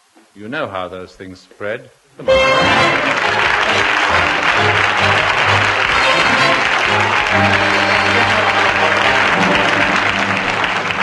might have been listening to or have just missed Beyond Our Ken, a sort of radio show which gave employment to Kenneth Horne and also to Kenneth Williams, Hugh Paddick, Betty Marsden, Ron Moody, Patricia Lancaster, Stanley Unwin, the Malcolm Mitchell Trio, and the BBC Review Orchestra, conducted by Harry Rabinowitz. The script, believe it or not, was written, and letters of complaint should be sent to Eric Merriman and Barry Took.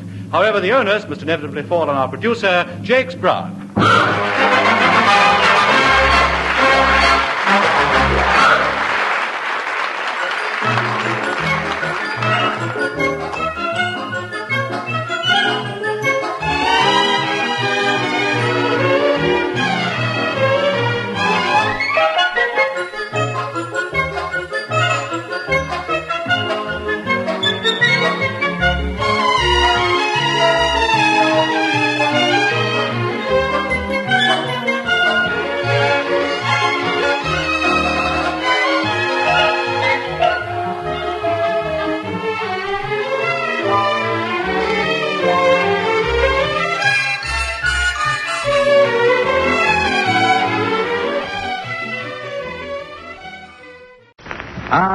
don't touch that dial, because there's nothing else on. You might just as well listen to Blondie.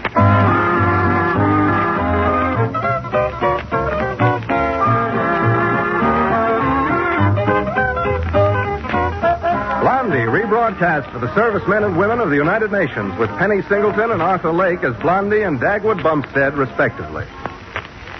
Before we join the Bumsteads of Shady Lane Avenue, let's gather around the bandstand for a curtain raiser from Lenny Kahn and his orchestra. Raise that curtain, Len.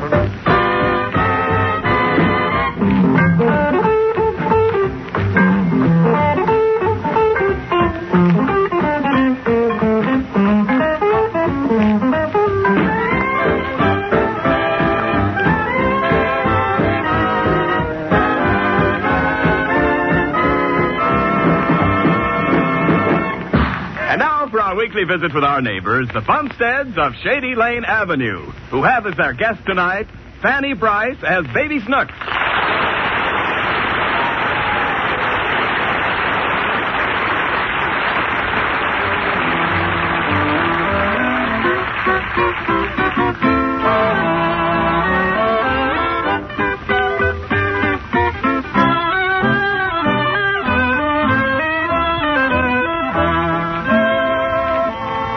Tonight, Baby Snooks is going to visit the Bumsteads. But first, let's look in at 127 Shady Lane Avenue and see what's going on.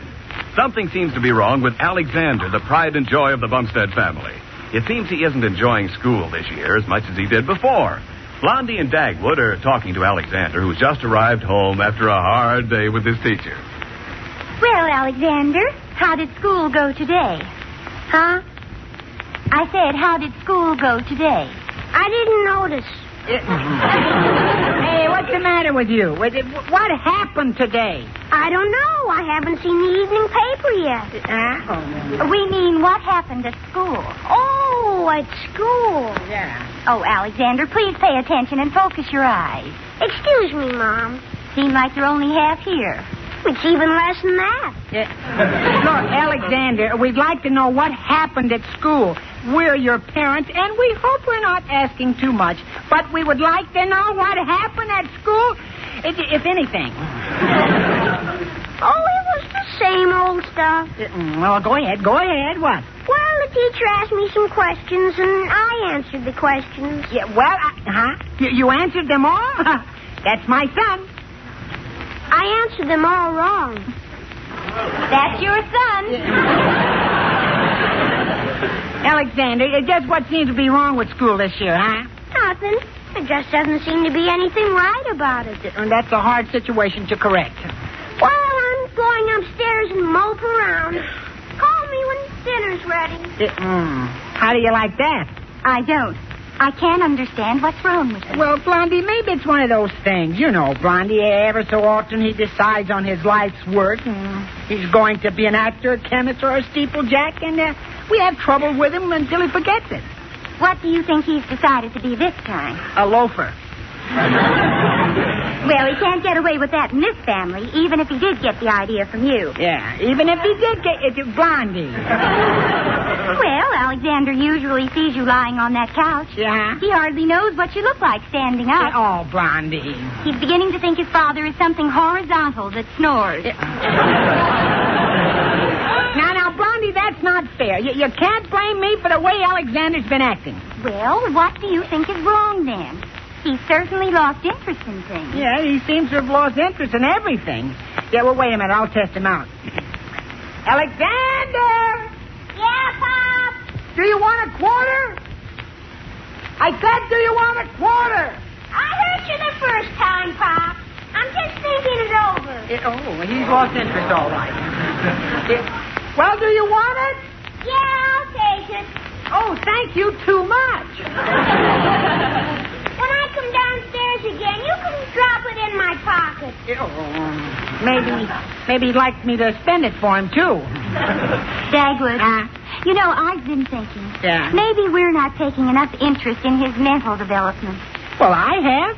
I've always been interested in training his mind the same way mine was trained, but you always chase me away from him. Well, dear, one Dagwood Bumstead is enough. Yeah. You know, Dagwood, I think I'd better have a little talk with him and see if I can't get him interested in something. Oh, that's swell.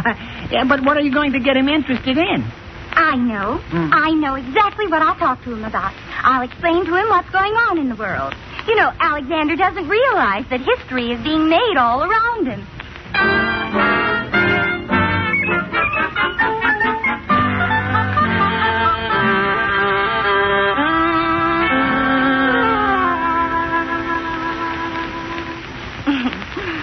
Now, Alexander, I want to have a little chat with you. Okay, Mom. What about?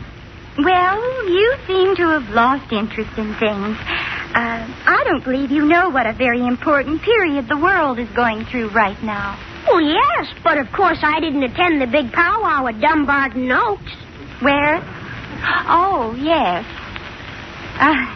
Now, son, you just ask any questions at all, and I'll answer them for you. What are your opinions on post-war planning and the peace? Post-war planning and the peace? Yeah, that's right. Post-war planning and the peace. Oh. Let's see. Yes? Oh, of course, that question isn't very specific, Alexander. Ask me something that isn't so general. Well, what do you think of Lord Van Siddert's proposals? Who? Lord Van Siddert. Oh, yes, of course. Well, I guess that's that. Alexander, where did you hear about this Lord Whatchamadoodle? Oh, I listen to the radio and read the newspapers. You see, Mom, Lord Van Siddert is a believer in a hard-boiled peace.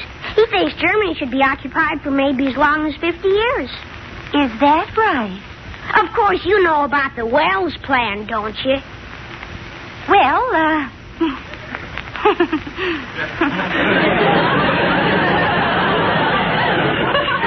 Why, Mom. Now, don't cluck your tongue at me. At least I know the plan was recently worked out by Orson Welles. No, Mom. It was worked out by Sumner Welles. Oh, dear. Well, I don't care. You never can tell what Orson Welles is up to either. You see, Mom, Sumner Welles thinks we ought to divide Germany up into 3 separate nations, set up a world council, and put dependent areas under the protection of an international trusteeship. Well, that's simply amazing. Do you know about the Polish problem, too? Well, I can tell you what the problem is. but I don't know how they're going to unravel it. Well, now, maybe between the two of us, we can fix that up, too. I'd like to hear, Alexander. Just make yourself comfortable. Well, it sort of started with the first partition of Poland in 1712. Imagine that. Well, I didn't know they had partitions in those days. I thought everybody lived in tents.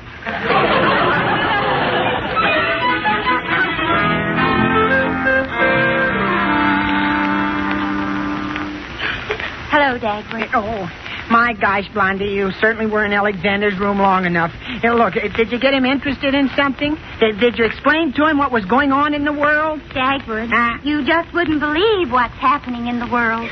Yeah? Well, what's happening, huh? Well, I just had a long lecture on international affairs.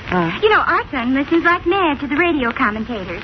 In fact, he could be one himself. Sort of a Raymond Graham swinglet. Well, didn't you teach him anything? No, but I learned a lot myself. Well, did you snap him out of it, huh? No, dear. There's something else wrong with him, Dagwood, and I don't know what it is. Alexander seems to be bored with life. He does? Isn't he a little young for that? I thought they didn't get bored with life until they were 16. They don't? So I guess he isn't bored with life. Must be something else. Yeah, well, I know what I'm going to do, Blondie. I'll get him interested in sports. Tomorrow morning, before I leave for the office, I'll take Alexander outside and run him through a little football practice. Yeah, maybe that'll break this up. We'll see. Yeah. But maybe it'll break you up, too.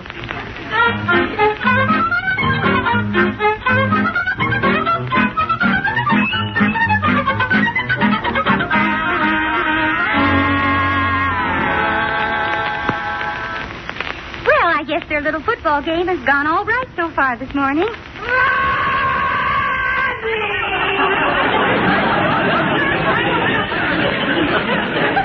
Uh-oh. I spoke too soon. Well, now, let's see. I guess there are plenty of ice cubes for his head, if it is his head, and plenty of cushions if it isn't. Oh, Mom! What happened, Alexander? Pop tried to go through my side of the line, and I glommed him. Oh, Alexander. Well, he needled me into it. I usually pretend I can't hold on to him, but he insisted on my giving him the full treatment. And you did. And how? Gee, I'm not in the mood for all this excitement. Well, I've got to be on my way to school, I suppose. So long, Mom. Oh, wait a minute. Where's your father now? Ken Niles is bringing him right in. Now, just take it easy there, Dagwood. Yes, you just lean on me. Yeah. I'll call the army camp up. I'll have that man court-martialed. They can't do that to Dagwood Bumstead. Who can't do what? I've just been sideswiped by a tank destroyer. Now, Dagwood. Do I look like a tank? Well, I wouldn't have married you if you were. Yeah, well, I can't understand how it happened. I was whizzing past Alexander with the ball when this tank destroyer butted in. Now, you didn't actually see it, did you, Dagwood? No, but you saw where it plowed that furrow in the ground, didn't you? Your nose did that. Oh, dear, just look at the mud on your shirt. I'll get you a clean one, dear. Yeah. The Bumsteads, as if you didn't know, will be back again in just a few moments. Right now, that man Lenny Kahn prepares to downbeat the orchestra for this sparkling selection. Well, sparkle, man.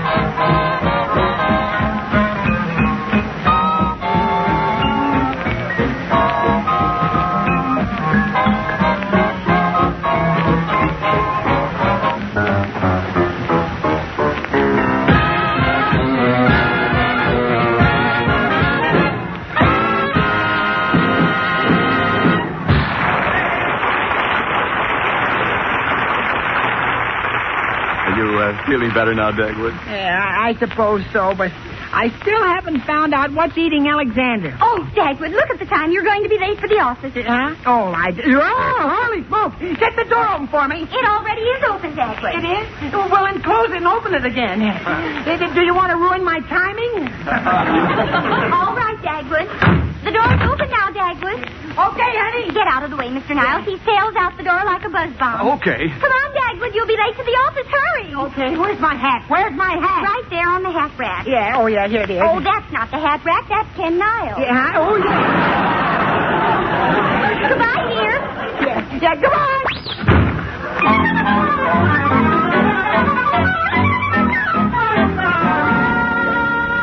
Whoa, Bumstead. Whoa. Come into my office.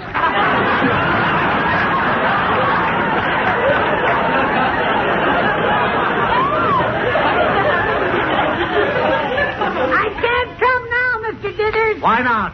I've got a white voice and elephant. Ha, ha. All right, come in as soon as you're through. Bumstead! I was just making up little jokes, Mr. Dithers. What's the matter with you? What were you doing? Well, I was thinking. On company time, huh? I'll bet it hurt, too. Mr. Dithers, I've got something on my mind. I know. It's all over your shoulders, too. Yeah. However, what is it? Yeah, it's about Alexander. Ever since school started, he's been moping around and paying very little attention to practically nothing most of the time, usually. You ought to be hit over the head with that sentence. What's wrong with him? That's just it, Mr. Diddick. We don't know. Well, didn't you ever feel like that when you were Alexander's age? Yeah, I did once. Gosh, I felt terrible. It was like the end of the world. Oh, what happened? The price of lollipops went up. How typical. Yeah. I don't suppose you know whether the price of lollipops has gone up or down lately. Oh, the prices stayed the same, but I find they don't last as long. Oh, I don't know. Anyhow, Alexander's a little more mature than you were at his age. Huh? Than you are now, for that matter. Yeah. J.C., how about it when you went to school? Did anything ever make you feel awful, huh? Oh, yes, of course. Oh, it did? Hey, maybe that'll be a clue. What was it? Well, there was a cute little brunette in school.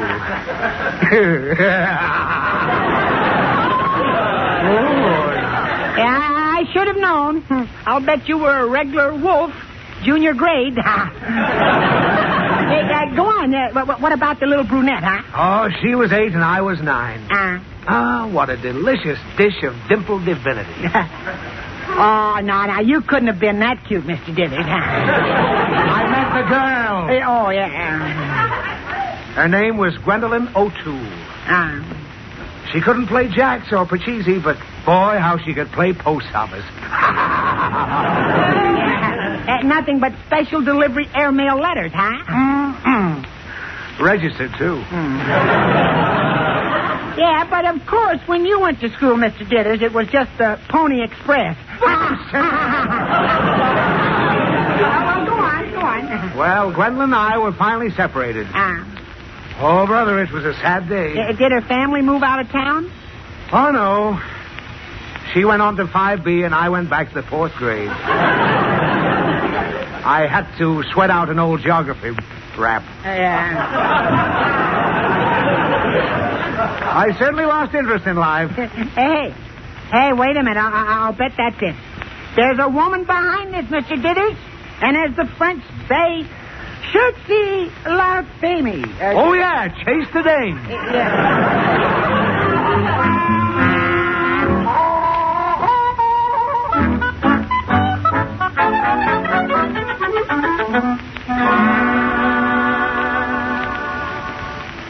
Dagwood, maybe you've got something there. Well, come on. I tell you what we'll do. We'll sort of quiz him and find out. Because if it's a girl that's bothering him, we could... Oh, what's the matter? Oh, yeah. Hello, Alexander. Hello, parents. How's everything at school, Alexander? Oh, come see, come saw. Just so-so. Alexander, are there any especially nice girls this year? Gosh, no. School has been awful since Toots Murphy left. Gosh, what a woman. She certainly could play third base. What's wrong with the little Rogers girl? Oh, she always gets weak from undernourishment right in front of the sweet shop. She gets treated so much, we call her the girl with the golden stomach. Well, what did this Toots Murphy do? She used the matches to see who paid. Oh, yeah. Gosh, I certainly miss that gal. Well, that's life. Well, I guess I'll go out and back and burn some leaves. Oh. Thank you, Alexander. Yeah, I guess that's it, all right. Oh, Dagwood, I know just the thing to cure him. Well, what is it? Well, a very sweet little girl moved into our neighborhood a few weeks ago. I think I'll invite her over to meet Alexander. A sweet little girl? Mm-hmm. Who is it? I think her family name is Higgins, but everyone calls her Snooks. You mean Baby Snooks on the radio? Yes, dears. Oh, boy, Blondie, anything can happen now.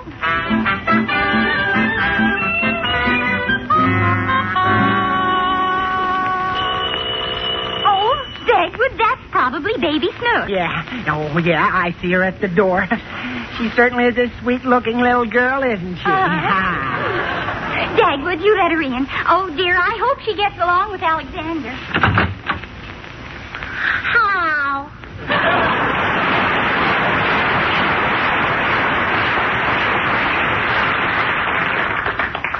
Do the Bumsteads live here? Oh, yes.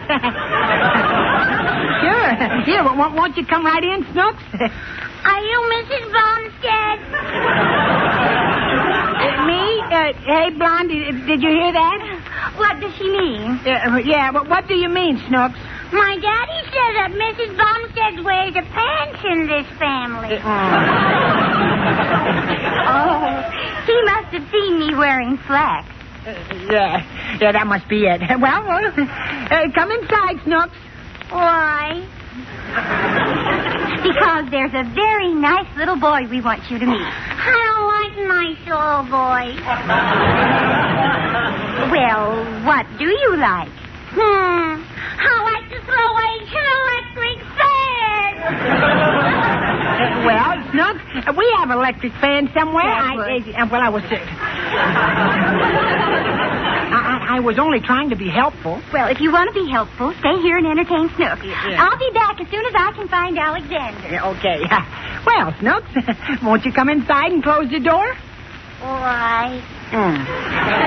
Because it's cold outside. If I close the door, will it make it any warmer outside? Well, I don't know. I never thought of that.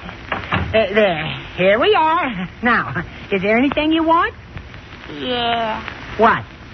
I want to go home. But you just got here. Would you like a nice piece of cake? Chocolate layer cake? Yes. A chocolate filling? Yes. And chocolate all over the top? Yes. I don't like chocolate.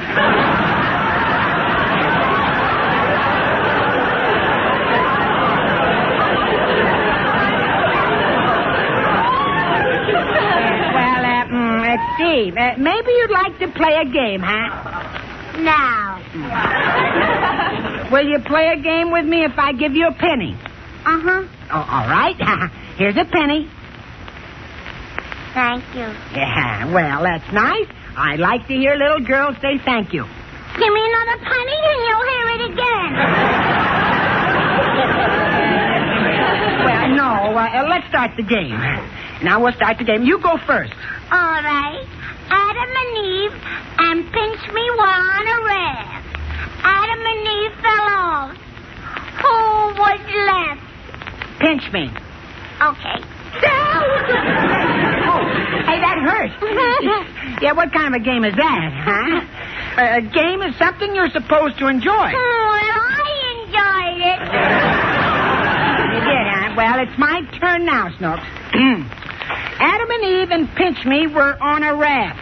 Adam and Eve and who? Pinch Me. Okay. He did it again. You want to play another game? Yeah, well, sure, if it's different. What's this one called, huh? Adam and Eve and Suck Me on a Raft. Oh, no. Oh, no, you don't. Get away from me. What's going on in here? Unhand that woman, sir. I never touched her. Snooks, may I present my son, Alexander Bumstead? He's funny looking. Oh, brother.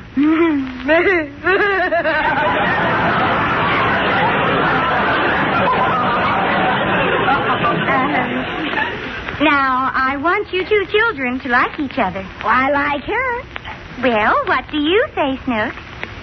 You want to fight? Now, Snooks, don't you know that little girls shouldn't fight? Uh-huh. And aren't you ashamed of yourself? Uh-huh. Then what do you say to Alexander? Want to wrestle?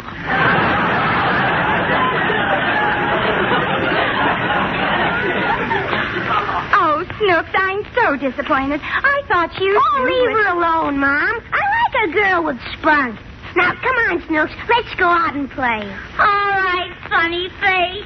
I love that girl. Don't you think Snooks is wonderful, Mom? I certainly do, Alexander. What do you think, Pop? I check. Well, so long, folks. Snooks and I are going out. What would you like to play, Snooks? I got a swell new game. What's it called? Adam and Eve and Pinch Me Wanna Rest.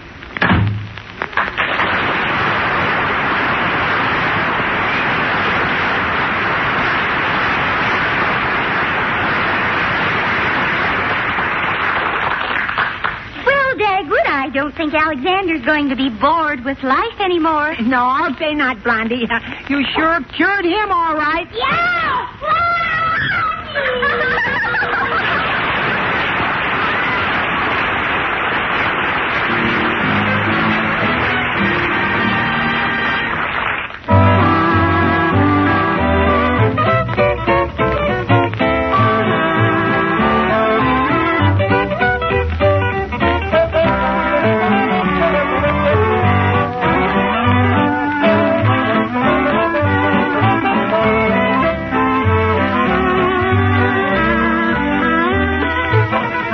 This is the Armed Forces Radio Service.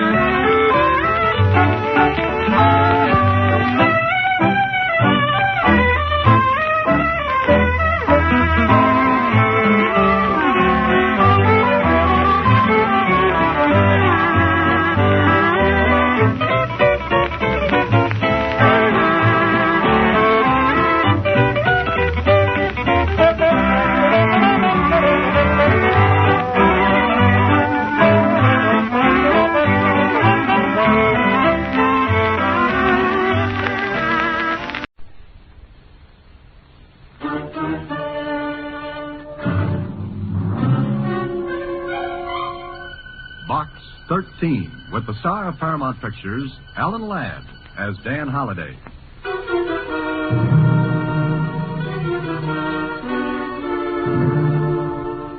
Box 13, care of Star Times. I don't know whether going after a ghost is your idea of an adventure, but I think I may have one for you. I don't believe in ghosts either. At least I don't think I do. However, if you're interested, my name is Michael Davis. I'm an artist, and my studio is at 183 Lincoln News. I'm there almost all day.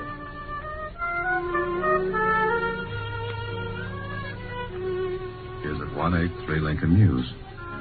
I'm there almost all day and any day. So if you'll drop around, this may be interesting. Michael Davis. So Mr. Michael Davis didn't believe in ghosts. Well, neither did I. until I met Mr. Davis.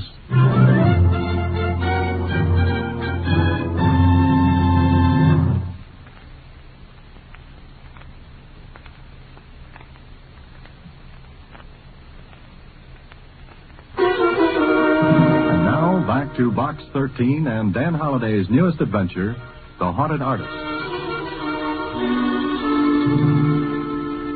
Ghost? Gee, Mr. Holliday, are there such things? Ever see a bank account after March the 15th? Huh? Skip it, Susie. Michael Davis. He says he's an artist. Do you know anything about art, Susie? Well, I've been to the museum where they have that statue of the Venus de Milo. That's Venus de Milo.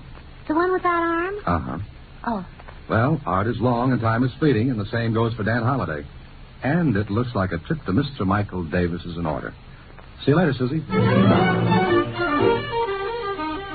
A half hour later, Michael Davis and I were introducing ourselves and shaking hands. I liked him, and he looked like an artist, except when he grinned. Then he looked and seemed a lot younger than his 33 or 4. And he grinned as he said, So you advertise for adventure just to get plots for your stories, huh? Yes, it's a general idea. Maybe I'll be able to use yours. Well, this sounds insane, but I think this studio is haunted. Or I am. Why? Do you hear the patter of cold little feet and the clank of chains at night? I wish I did instead of... Oh, come and look. You see that easel in the corner? Mm-hmm. There's a painting on it. I've got it covered now, but... But what? Well, look. Take a good, long look. I did. What I saw was one of those surrealist things. It was a desert with queer figures raising their arms to a brassy sky and a vicious-looking sun. Well, somehow it gave me the shivers. I was staring at it when... Well, Holliday, what do you think of it? What am I supposed to think of it? Meaning you don't like it? Well, I don't know. I hadn't intended you to criticize it. Just look at it and see if you notice anything wrong. Go ahead, I'll keep quiet. I looked again, and something did strike me as being a little odd. I moved in for a closer look, stood there for a moment. Uh-huh. You've got it, Holliday. That stone quarry painted in the right-hand portion of the canvas. Yes, it doesn't belong. I mean, it's out of place. I didn't paint it. Maybe we'd better go over the signals again today. I lost the ball on that play. I don't blame you. But it's the truth. I did not paint that quarry in there. Look at it. The technique is different.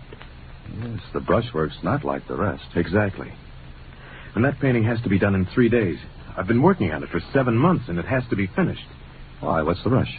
Oh, I've been invited to hang a canvas in the Bernier Galleries. Oh, which means you've arrived. Berner's being taught what the big leagues is to baseball. Exactly. You see, Holliday, I started the painting 7 months ago. Everything was fine for a time.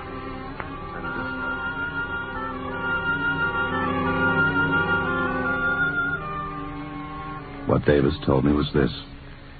He'd finish work in the evening, cover the painting, and turn in. Then, in the morning, when he'd take the cover off the canvas, the quarry would be painted in. It happened 6 times. The last time was the night before he wrote his letter to Box 13. He was sure no one had entered his studio during the night. He'd locked his windows and doors, but still it happened. It's driving me crazy. I've lain awake at night trying to catch the person responsible, but nothing doing. He never shows up when I'm waiting for him. Have you told the police? Oh, sure.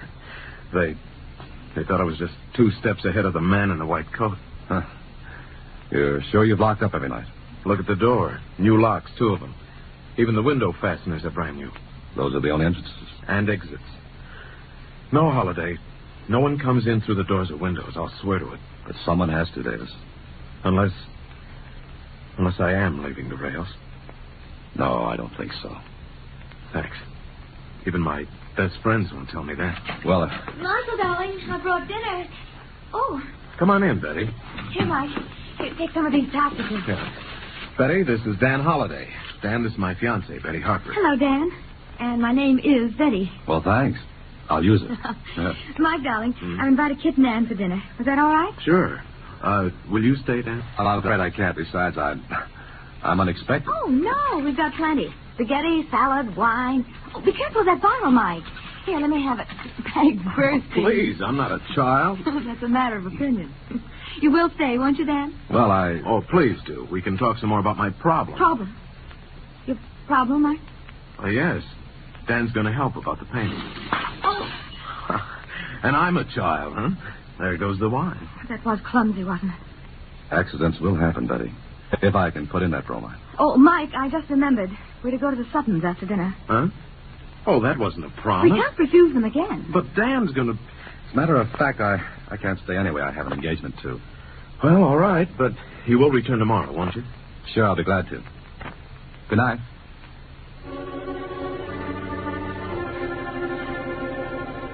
Well, I like this. It looked good. Especially when Mike's own girlfriend was anxious to deal me out. That Betty didn't want me on the team. It was easy to see as the brass button in a collection plate. She didn't drop that bottle of wine. It jumped out of her hands when Mike said I was going to help. Why? Well, I'll have to find that out. I got to my apartment after dinner and sat down to think about it when... Hello? Is this Dan Holliday? Yes, it is. Who's this? Well, never mind. Just a moment. Hello? Hello? Holliday, you're to keep away from Michael Davis. Forget the whole thing, understand? Well, frankly, no. Am I supposed to? Well, yes, I mean, look here, Holliday. It'll be awkward for you if you continue. Go on. I'm interested. All right, just remember what I said. Keep away from Michael Davis or you'll be sorry. Now, listen, this is no joke. But I'm laughing. I warn you. Good night. Brother, whoever you were, that was the worst imitation of a squeeze play I ever heard.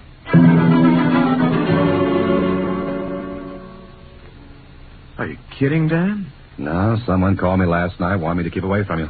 Why, it must have been a joke.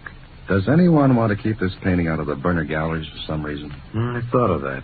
You mean sabotage, sort of? Yeah, that's it. Well, who? No one I know. You're sure, Mike? Of course. You done any work on the canvas today? Yes, I scraped off the stone quarry and started my own work again. Then I've got an idea. What time is it? 4 o'clock. Why? Got any sealing wax? Sealing wax? Well, no, I haven't. Well, can you get some? Well, yes, there's a store a block down the street, but what do you want with sealing wax? Well, for one thing, we're going to prove there's no ghost. Or what? Or that there is one. Now, run down and get the wax. All right, you're the boss. Make stuff at home. I'll be back in a few minutes. I worked fast to get the thing done before Mike came back. I took every tube of paint, every brush, every palette I could see and wiped them clean. Then I put them back where they'd been, just in time. Mike came back, handing me the sealing wax. Well, will this be enough, Dan? Oh, yes, I think so. Okay. Now we'll lock all the windows. And be sure to lock. What are you up to? You see, we can find out if someone gets in here while you're asleep.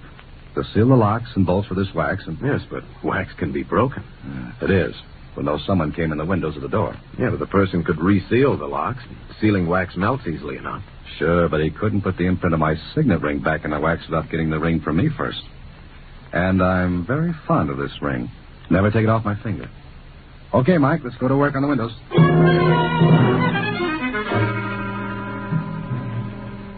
All right, that does it.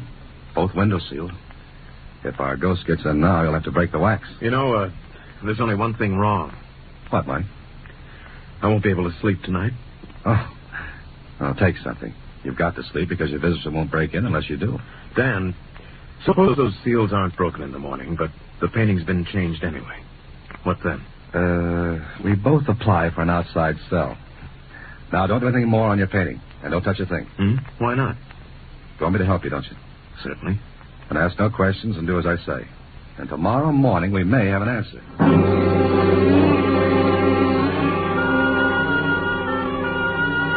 It was 11 o'clock that night before I left Mike's studio. He had taken a sedative and was sleeping like a baby. I turned off the lights, checked the seals on the windows. All okay. I let myself out, tried the door. Locked, but good. Then I took the sealing wax and melted a hunk of it to go over the keyholes. And I pressed my signet ring against the wax. I even forced wax into the crack above the door, initialed that. Michael Davis was sealed in. And whoever, or whatever, was doing the dirty work was sealed out. I hoped. When I got home, I set my alarm for 5 the next morning. Yeah, it went off all right. I stumbled out of my bed, into my clothes, and drove to Davis's studio. I wanted to get there before he woke up. I did, because when I listened at his door, there wasn't a sound. I looked carefully at the seals I'd put there the night before. Well, they were intact. I'll swear to it. Then I rang his buzzer. He was quite a sleeper. Apparently taken something and... Who is it? Why don't you come back in a week? It's Dan, Mike. Let me in. Huh? Oh, sure. Do you always get up this early? I have a contract with the park commissioners to wake up the birds. Fine. Shouldn't happen to a vulture. Sleep all right? Oh, like a top. Disturbed at all? Nope. Okay. Let's look at the seals. You bet. Well, this one's all right.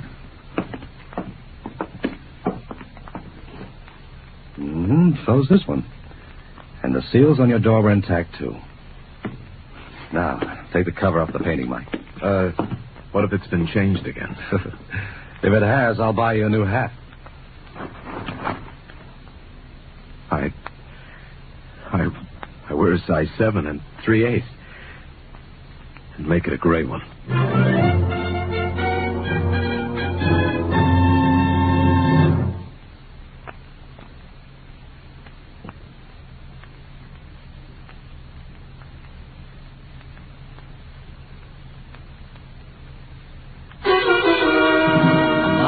To The Haunted Artist, another Box 13 adventure with Alan Ladd as Dan Halliday. Well, the painting was changed. Davis swore he hadn't done it, and I believed him. But if he hadn't... Okay, there had to be an answer. I took all the tubes of paint, brushes, and palettes with me when I left Davis. Also the painting itself. I wouldn't tell him why. Lieutenant Kling at police headquarters was more curious. What are you doing, taking a home course in detective work? Yes, I'm on my 4th lesson. It's entitled, How to Be a Nosy Cop. What's the gag, Halliday? Look, there's no gag. I just left a guy who was biting his nails so badly he was working on his elbow a few minutes ago. Kling, run fingerprint tests on those tubes and brushes and palettes. Then compare them with the prints on this glass, will you? Whose glass is it? Belongs to an artist friend of mine. I swiped it when he wasn't looking. What have you got in that big package? A body. Whose? All right, it's a painting. And you don't know anything about art. I knew an artist model once. She wasn't as bad as she was painted.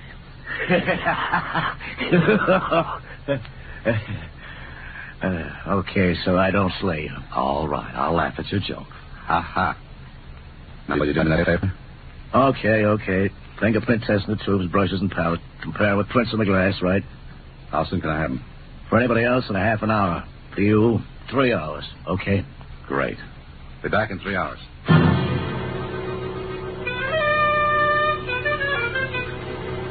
After leaving Kling, I went to the Star Times and learned the name of an art expert.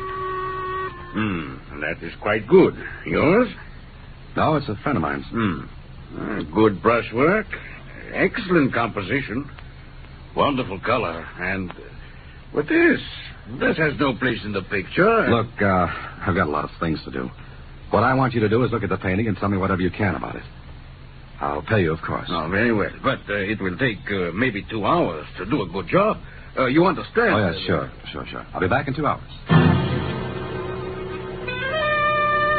Well, it was a merry-go-round. From Kling to the art expert, from him back to Kling. A little less than 3 hours, Dan. Haven't you finished? Sure. There's your stuff, and here's the report. What's the matter with you? Kling, there's no mistake about this report, is there? Mistake? Look, Dan, our boy knows his business. Bet on it. Anything you like. Weren't there any other prints at all? None. The prints on the paint tubes and the rest of that stuff are the same as on the glass. All from the same person. But it can't be. I've got news for you. It is. Well, the only person who could have touched those tubes and brushes was Davis himself. Yet why should he sabotage his own painting? One that meant so much to him. And yet, he was asleep when it happened. Or was he? I stopped thinking about it then. I had to get back to the art expert and find out something. It was a day of surprises because when I saw him... Yeah, fine thing. They pushed me and they took the painting. Who? I'm standing here looking when they come in. I have no time to see who they are. When they pushed me, they grabbed the canvas and they're gone. Did you call the police? Yeah, the police come, but I can tell them nothing. Never mind. Were they men, the ones who took the painting? One man, one woman. You're sure there was a woman? Young man, I'm an art expert, but I also know other things. I know a woman when I see one, even for a second. All right. Never mind them now. What did you find out about the painting? Well, not much. I had not much time, but I can tell you this. I think that the right side of the picture was painted by somebody other than the one who painted the rest. You mean that stone quarry wasn't painted by the same artist who did the rest of the picture? No, I do not think so. There's a different technique, one that is familiar, and I think I recognize it. You do? Well, what's his name? The one who painted the quarry. Well, it's a peculiar technique. Some years ago, I handled some paintings by this man. And... All right. Who is he? Luigi Antonetti. Oh. Where can I get in touch with him? Well, what? I want to see him. Where can I reach him? Oh, you're crazy, young man. Luigi Antonetti is dead. Oh, that was great. One more twist like that, and I need a corkscrew to take off my hat. And there was one person who could answer a few questions for me. Betty Harper. I got her address from Davis and told him to hold base until he heard from me. I guess Betty didn't expect me. What? Mr. Holliday, I was just getting ready to go out. Correction, you just came in. Where's that painting? Painting? What are you talking about? Betty, Oh, hello. Hello. Kit, this is Dan Holliday. Kit says Mr. Holliday. How are you, Holliday? Oh, that voice. The voice of doom over the phone. Well, really, Kit, that was a bad job. Well, Be quiet, Kit. Where's that painting? Now, Mr. Holliday. You know you've let yourself in for a vacation on the taxpayers' money with that trick? Now, really, it was a joke, wasn't it, Betty? Mr. Holliday, Kit really thought he was helping out in a practical joke. Well, wasn't I? Look, will you go? Now, Holliday... Oh. All right. But I must say, it all turned out very stupidly. Okay, Betty. So you've got the painting? Yes. Now, will you please let me alone? Will you let Mike alone? Not before I find out what's going on.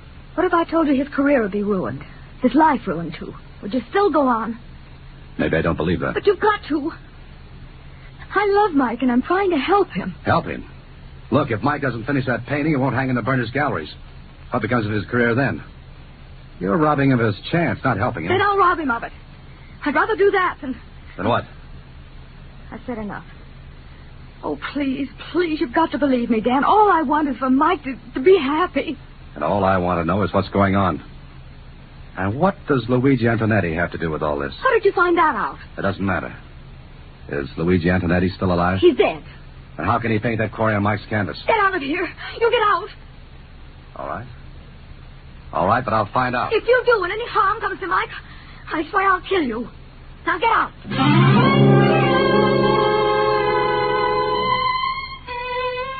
That was all from Betty. I would have bet my last penny she was doing what she was doing for Mike.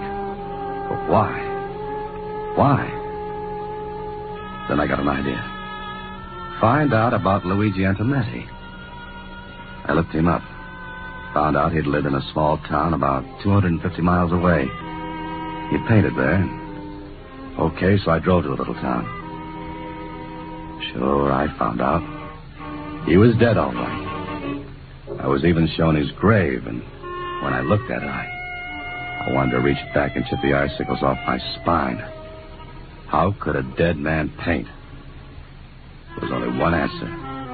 He couldn't. Then I learned something else. Antonetti had a pupil named Michael Davis. More questions, and finally I found an old school teacher who remembered. Michael, of course. Wonderful boy. Luigi Antonetti taught him painting. He said Michael had a brilliant career ahead of him. I see. Well, Mr. Evans, do you know what became of Michael? I think he went to the city, although I haven't heard. When did he go? I believe shortly after he graduated from high school. That must be 16 years ago. Yes, it was right after his best friend was killed. His what? Yes, poor boy. He fell into the old quarry. Quarry? Stone quarry? Well, yes. It was one night after a senior party. I think, yes. Both lads, Michael and Arthur, were in love with the same girl, you see. Would her name be Betty Harper? Now, it's amazing you should know that, yes. How about this, Arthur? Well, it was quite dark. Arthur, I believe, went back to get something. The bridge across the quarry must have broken. Michael was upset for days, even though Arthur was his rival for Betty. Thank you. Thank you very much, Mr. Evans. You'll excuse me, but I've got to hurry. Those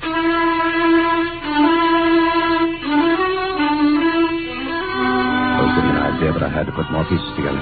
So I went back to the city and back to the art expert. Yeah, it's not only possible, Mr. Holliday. It's quite probable. In his early years, he would use his teacher's technique. Next stop, psychiatrist. Certainly, Mr. Holliday, that's quite possible. There are numerous case histories similar to it in general form. Now, things began to fit together. The different technique, that of a dead man, yet only Davis's fingerprints on the tubes and brushes.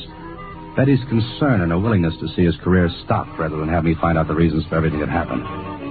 But I had to bring the whole thing out in the open. So later in Mike's studio. Let me get this straight, Dan. You say I'm doing that myself, ruining my own painting? Yes, you are, Mike. Don't listen to him, Mike. No, please don't. What's the matter with all of you? Mike, you've got to listen to me. And he's got to listen to me and Dr. Rawlings. Why did you bring a doctor? I'm not only a doctor, Mr. Davis, I'm a psychiatrist. Are you trying to tell me I'm crazy? No, of course you're not. But you will be if you don't let us help. Now listen, you want your career, don't you? Certainly. All right, you won't have it if you don't let us help. It won't be helping. Oh, Mike, send them away, please. Mike, do you remember a person named Arthur Denning? Denning? No, I don't. Now, will you let him alone? Betty, believe me, this is better for him. Ask Dr. Rawlings. Tell him, Doctor. I'm sure Mr. Davis has a guilt complex. Oh, yes. Unless we find out why, he'll never finish this painting. Perhaps never finish any other. Why not? What would stop me? Your own mind, Mr. Davis. Mike, you know as well as I that no one came into your studio the night we sealed it up. No one. You were the only person in here. Now do you see? Not quite. What do you want me to do? Dr. Rawlings told Mike what had to be done. Davis agreed. It took only a few seconds for Rawlings to inject a drug into Davis's arm. Then we waited until... All right. He's under. You asked a question, Mr. Holliday. Mike, can you hear me? Yes. Now listen, Mike. It's 16 years ago. You're in high school. A senior. There's a senior party. It's night. Remember? Yes. It's dark. Who's with you, Mike? Betty and Arthur. What happened that night, Mike? I killed Arthur. Mike, no. Be quiet. How did you kill him, Mike? He had to go back for something. I told him to take the shortcut over the quarry. Then what happened? I forgot. You forgot what? The bridge. The bridge was broken. It was dangerous. But I forgot. I wouldn't have sent him. Yes, I know. He was killed, wasn't he? Yes. I loved Betty. So did he. Everyone would have said I killed him. But I didn't. I just forgot about the bridge. I didn't mean... All right. That's all. I thought he did it deliberately. You see, Miss Harper, his conscious mind refused to admit his guilt, so he forgot completely. His conscious mind forgot to protect him from the terrible feeling of guilt. But ultimately it came out. He learned painting from Luigi Antonetti 16 years ago. So it was natural at first that he used Antonetti's style, technique. Then, 16 years later, his mind goes back into the past, controls his hand, and he paints as he did 16 years ago. But he paints that quarry. The quarry which was associated in his mind with his guilt, or what he thought was his guilt. And now? What about now? Now, when he wakes up, we'll tell him, and he'll be all right. For good.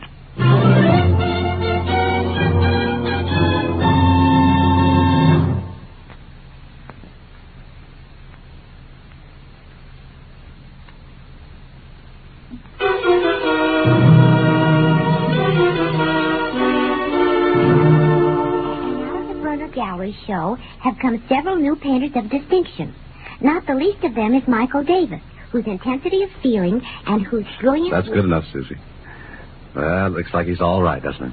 Gee, isn't the human mind wonderful? Well, that depends on which way you look at it. Uh-huh. I was psychoanalyzed once. Oh? And what did you find out? We've got a lot of mail to open, Mr. Holliday. Oh. Good night, Susie. Next week, same time, Alan Ladd stars as Dan Holliday in Box 13.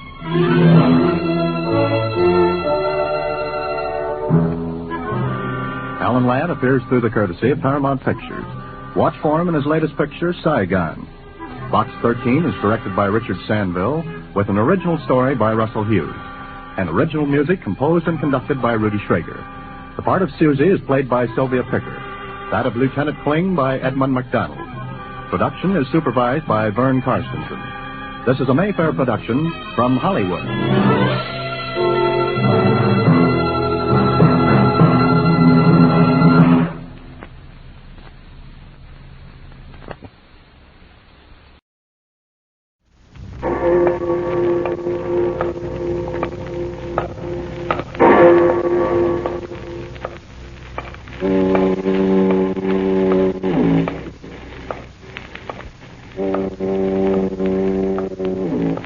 Out of the fog, out of the night, and into his American adventures comes Bulldog Drummond.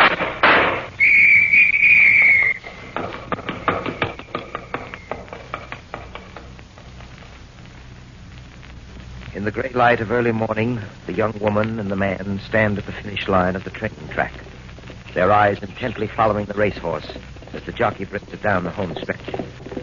The young woman holds the stopwatch tensely in her hands. The horse rushes past the finish line, and the young woman snaps the control lever on the watch. The jockey slows his mount down and brings it back to the finish line at a slow trot. Easy, boy. Easy. How'd we do, Miss Peters? 147.5, Al. Nice riding, kid. Well, thanks, Mr. Connors. A mile and 16th and 147.5. That's not bad, eh, Miss Peters? Not bad. That's darn good, Al. That's White Star's best time to date. Well, Mr. Connors, what do you think of him now? Miss Peters, I wouldn't believe it if I didn't see it myself. White Star was a complete washout last season as a 2-year-old. You know his record. He didn't show in the money once.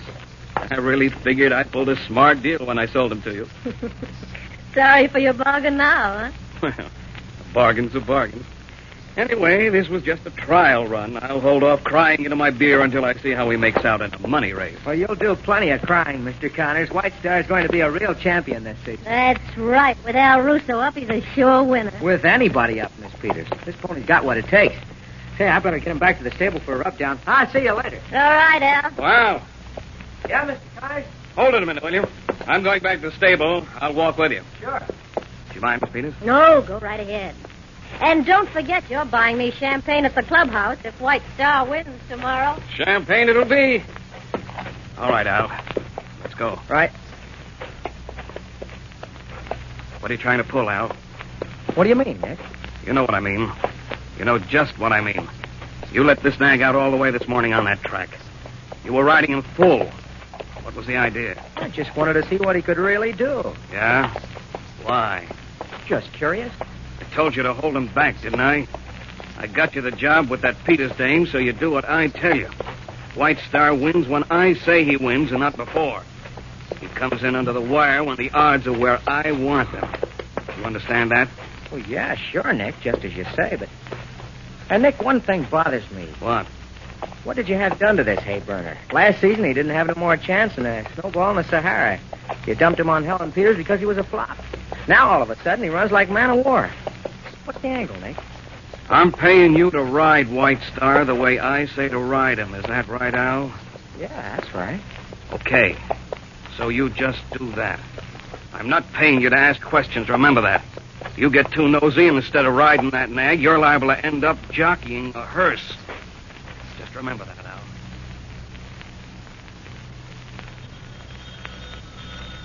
I'll get it, Denny. Very well, sir. Hello? Captain Drummond? Yes? I gotta talk to you. I'm in a jam. Who is this? Russo. My name's Al Russo. I'm jockeying out at the Westwood track. Just what sort of jam are you in, Mr. Russo? I'm riding White Star in the 4th race this afternoon. I'm out at the track now. I'll be going to the post in an hour, and I got to talk to you before the race. Can you make it out here fast? You still haven't told me what this is all about. Well, you got to come. I'll meet you in front of the grandstand, Section C. You got that? Section C. Mr. Russo, I hadn't planned to spend the afternoon out at the track, so if you expect me to alter my schedule, you'll have to be a bit more explicit. Just why do you want me to meet you? Well, look, I can't talk here. I think they spotted me coming into this booth. They? Who are they? The ones who are going to kill me. What? That's right, Captain Drummond. I've got to get protection. I can't go to the cops. You can save me if I talk to you before White Star goes to the post. I'll be waiting for you where I said. Now get out here as soon as you can. Hello, Mr. Russo. Hello. Hello. Denny. Denny. Yes, sir. What is it, sir? Hurry, bring the car around front. We're going out to the Westwood racetrack. Westwood racetrack? But I thought we There's were a change in our plans, Denny. But, sir, why this sudden and new interest in the horses? It's not the horses. It's my usual and old interest, murder. Now hurry, get the car. I'll be out in a moment.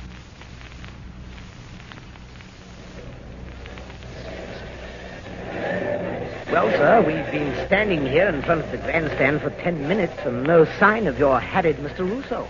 You know what, sir? What, Denny? This may be nothing more than some sort of practical joke. Maybe there is no such person as Al Russo. There's an Al Russo, all right. How do you know, sir? I checked the racing page in the newspaper before we came out here. Just as he told me over the phone, he's scheduled to ride White Star in the 4th race. Well, if he's going to show up here, he'd better make it soon. The 4th race will begin in a few moments. Come on, Denny. Where are we going, sir? To the paddock. Russo should be there. Maybe he could... Pardon me. Yes? You're Captain Drummond.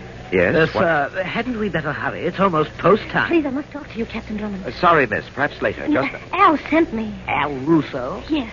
Where is he? He couldn't meet you here. Well, where is he? He was afraid to come out into the open. And just who are you? I'm Al's wife, Captain Drummond. He's in trouble. So he said over the phone. Well, he's got to talk to you. He wouldn't tell me what it was, but I know it's something terrible. You will help him, won't you? I'll do everything I can. Thank you, thank you. Now, where can I speak to your husband, Mrs. Russo? Over there. At that line of telephone booths under the grandstand. He's waiting for you. He's in the 3rd booth.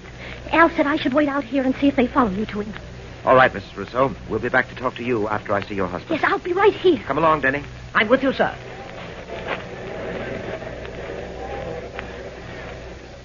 Third booth. Here it is, Denny. What? It's empty, sir. There's no one in there. Yes.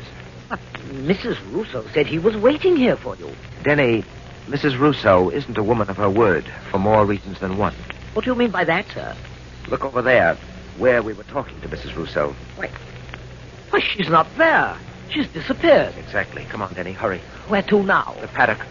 What do you suppose this is all about?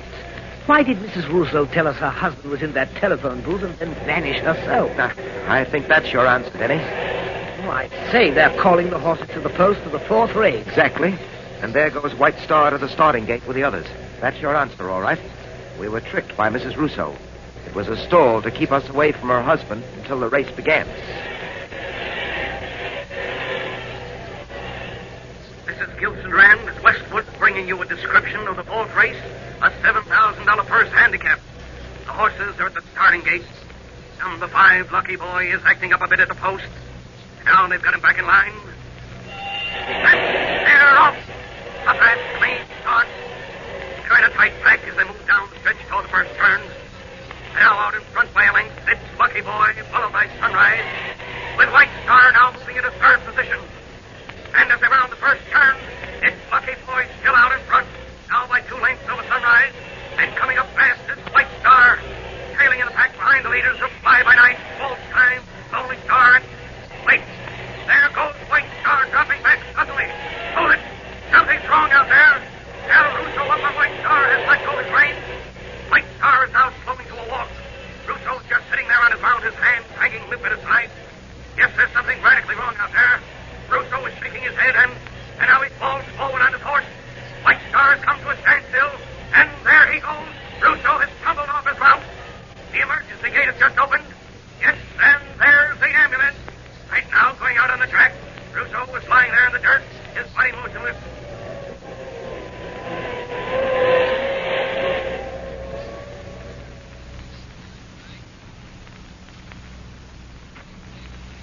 Captain Drummond. Yes, Denny? Miss Peters and her stable hand, Dave Turner, are outside. All right. Show Miss Peters in first. Yes, sir. This way, Miss Peters. Captain Drummond, I'm Helen Peters. How do you do? I've just learned from the track officials that my jockey, Al Russo, was poisoned. Yes, that's what happened. I've been asked to handle the investigation. I don't know whether you were informed of the matter, but Russo called me earlier this afternoon. Al called you? Yes. But why? He wanted me to help save his life. Miss Peters, what do you know about Al Russo? Nothing, except that he was a good jockey, Captain Drummond. Don't understand. Why should anyone want to murder Al? I was about to ask you the same question. As I know, he didn't have any enemies. Miss Peters, according to Russo's wife. His wife? Yes, a young lady about your height, blonde. Didn't know Al was married. He didn't tell me. Denny, I doubt seriously if the young woman was Russo's wife. While you went for Miss Peters, I checked with the other jockeys here. As far as they knew, Russo was single. That mysterious woman was just playing her part in the murder game. Captain Drummond. Yes, Miss Peters? I was with Al in the paddock when he mounted White Star. He seemed perfectly well then. He was at that point. But they said he was poisoned. That's correct. How? No one was near him after he left the paddock for the starting gate. Russo's death was caused by a strong and swift-acting poison. That poison was injected into his system. Injected? Denny, let me have that saddle. Yes, sir. The medical examiner found a puncture on the inside of Russo's right thigh. Here's the saddle, sir. Hold it up a bit, Denny, so Miss Peters can see. Right, sir. Miss Peters, you'll notice this sticking out of the right side of White Star's saddle. It's a needle. The murder weapon. There's a hypodermic sewed on the inside of the saddle there. The hypodermic contained the poison. Who could have put that into the saddle? I haven't the slightest idea. Miss Peters, when is White Star scheduled to race again? Next week at Overton Park. I've entered him in the Wilson Handicap. But with Al gone, I've no jockey. Al could handle White Star. He got more out of him than any other rider. Just now, Miss Peters, I'm not concerned with White Star winning. I just want to make sure that he runs at Overton Park next week. It may be our only chance to catch a killer.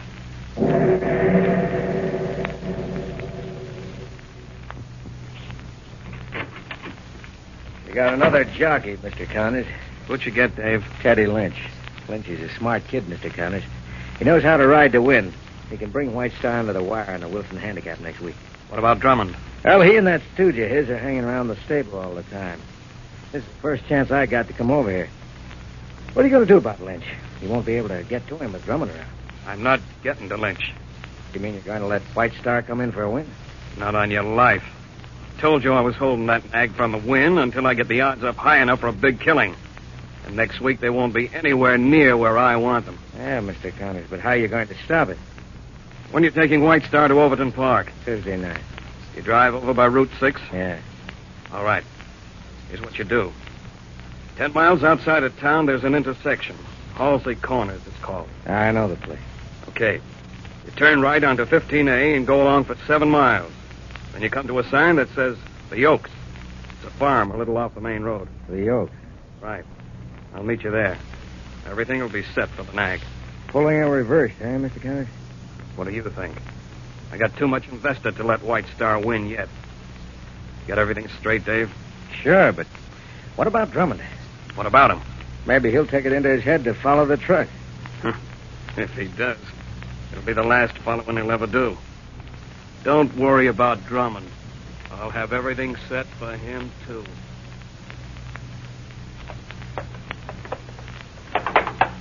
Take it easy, boy. Now, easy.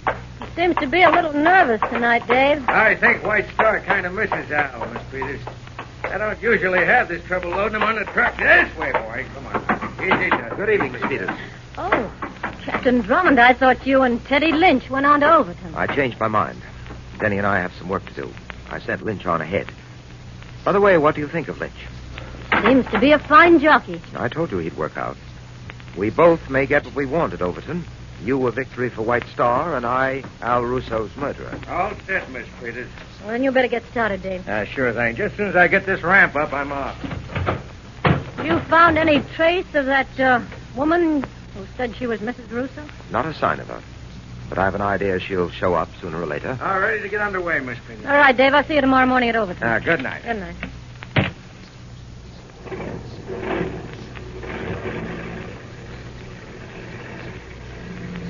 I drive you back to town, Captain Drummond. No, thank you very much. Here comes Denny with my car now. All set, sir? Yes, Denny. See you at Overton, Miss Peters. All right, Denny, let's go. Right, sir. Keep on the tail of that truck. Right, sir. Not too close. I don't want him to suspect he's being followed.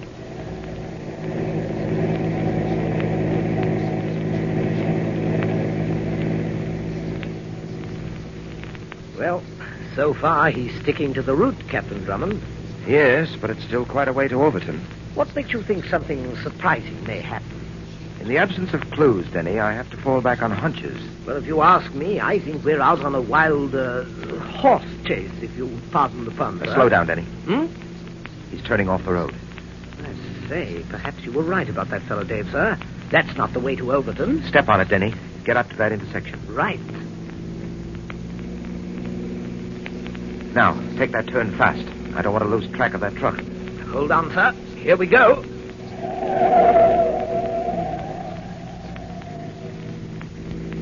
Ah, there he is, up ahead. He's picking up speed. Keep after him. Wonder where he's taking White Star. We should soon find out. Denny. What is it, sir? Look, that car pulling out up ahead. It's coming across at us.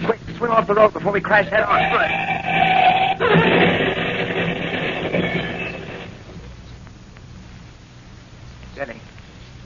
Denny. Oh, I'm all right, sir. It's just my arm. We're certainly lucky. We might have been killed. That apparently was their intention. You mean that wasn't an accident? Not by a long shot. That car was evidently waiting for us to come along. Someone had made preparations in the event the truck carrying White Star was tailed. At any rate, Denny, one of my hunches has been proven correct.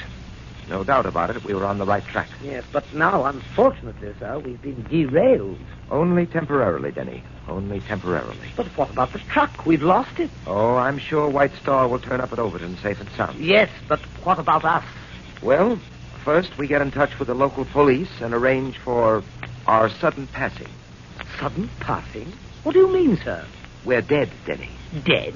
That's the way the newspapers will carry the story. Captain Hugh Drummond and Denny killed in auto crash. How does that sound to you? Frightful. What's the idea? I want our would-be assailants to think they were successful. It'll make our work more simple. So, Denny, for the time being, we're dead. Very well, sir. I'm dead. Now, would you mind telling me just what work we corpses are to do? Denny, I'm afraid this is going to confound you even more. Go ahead, sir, but break it to me gently. You've heard the one about the horse of a different color? Continue. Well, Denny, we're setting out to find a horse of the same color. Dear, frankly, sir, it doesn't make one bit of sense. But, sense or no sense, I suppose we ghosts should stick together.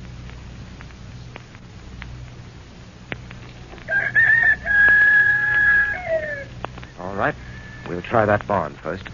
Really, Captain Drummond, we're taking quite a gamble sneaking about farms in this fashion. We're liable to run up against a farmer who'll take us for trespassers and greet us with a load of buckshot. I'm afraid we'll just have to chance that. Very well, sir. But how long are we going to keep this prowling up? Until I find what we're looking for. I'm sure it's someplace in this area. All right, open that door and we'll see what this barn has to offer. All right, come on. Close the door. Yes, sir.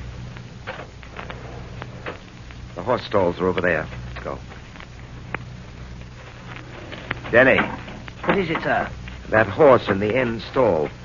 Sir. Come on. Why, Captain Drummond, this horse, he has a white marking on his head, the same marking. Yes, it's White Star, all right, Denny. Oh, but I still don't understand. You said when you checked yesterday morning that White Star had arrived at Overton. So he did. Well, then who is this horse? White Star. Oh, now, really, sir, nothing can be in two different places at the same time. Would you mind telling me what this is all about? All right, Denny, all right. Here's the way I see it. This White Star we're looking at is a ringer for the White Star at Overton. Ringer? A ringer is a sort of stand-in, a replacement to be used at an arranged time. But why? Well, Denny, in horse racing, there's a very good reason, money. The two White Stars are identical, probably, in all factors but one, speed. That's where the money angle is put to work. You remember, we checked on White Star's past record. Yes, it was quite undistinguished. Exactly. No wins. The odds against White Star coming in first are great. Oh, I see, sir. If White Star wins, the one who bets on him will be richly rewarded. That's right, Denny. And the chances are that one of the White Stars stands a very good chance of winning. I say, Captain Drummond, do you suppose Miss Peters knows about this? From the way things look, it doesn't appear so. White Star was sold to her last season by Nick Connors. In the past, Connors' dealings in horseflesh have been on the shady side. Oh, then perhaps Connors had something to do with Al Russo's murder. It's altogether likely, Denny. But we'll have to prove that by drawing Connors out. How do you expect to accomplish that, sir? By seeing just how interested he is in the way White Star runs. Denny, we're getting this horse out of here. And then what? You and I are taking him to Overton to make an unauthorized switch in horses. Then we'll wait until tomorrow's race and see if we can encircle the murderers with our ringer.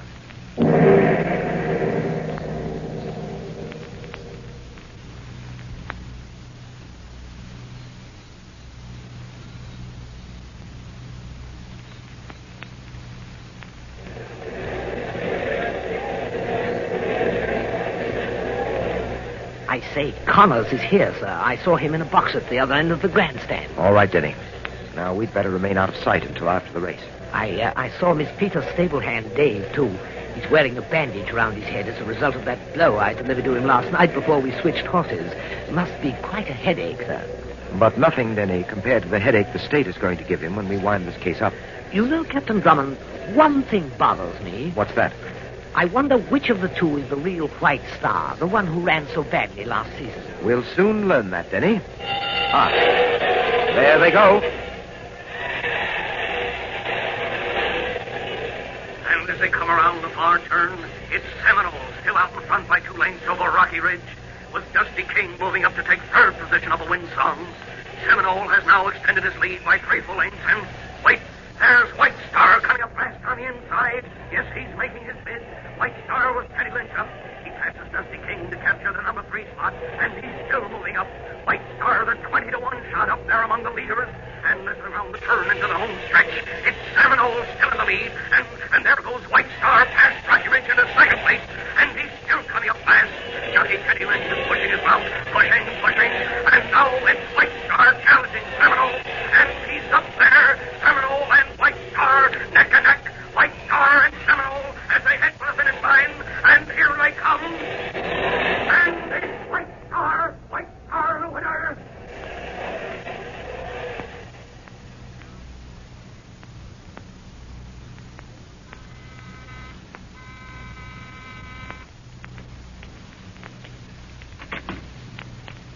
Hello, Miss Peters. Nick, White Star won today. You don't say. I don't know how it happened. I can't figure it out. You can't, huh? I can. Nick, what's the matter? You're a lousy double-crosser. What are you talking about? What am I talking about? You. The dirtiest double-dealing dame on the face of the earth. That's what I'm talking about. Nick, I couldn't help it if White Star won today. He just ran well. White Star doesn't run that well. He hasn't got it in him. The ringer was in there today. What? Don't give me that what business. You were setting yourself up for some quick change and a run-out. I got it all figured. Nick, you're wrong. I just checked with the farm. The ringer wasn't there. You got him out. You pulled a double switch on me. No, honest, we I were going to didn't know split it. a nice take, you and me. But you couldn't wait. You wanted to make a grab for yourself, just like Al Russo did. What made you think you'd get away with it? What made you think so? You're wrong, Nick, you're wrong. I didn't know. I don't know what you're talking about. I rig up a neat scheme. Nobody knows the connection between you and me. I rig it up neat so we can get out with a clean take. You sit high and dry. I get the dirty work done. I get rid of Russo. Then I put Drummond and that stooge of his out of the way. And all the time, you're setting me up for a lousy sucker. Nick, believe me, I didn't switch the horses. I had nothing to do with it. Not much you didn't. Please, you've got to believe me. Get over there by the window. What? What are you going to do to me? I got another plan for you and me now. Only this time it's sure to work. I'm seeing to it personally.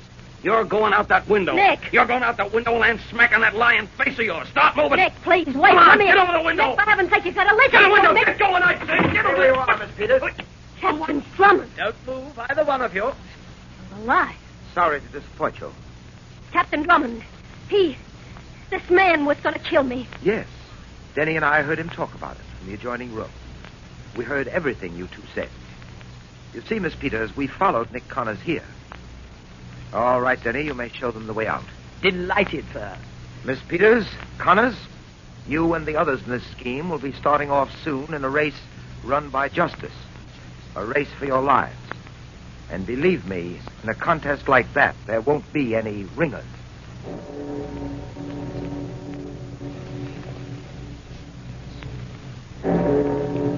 I'll be back in a moment to tell you about next week's story.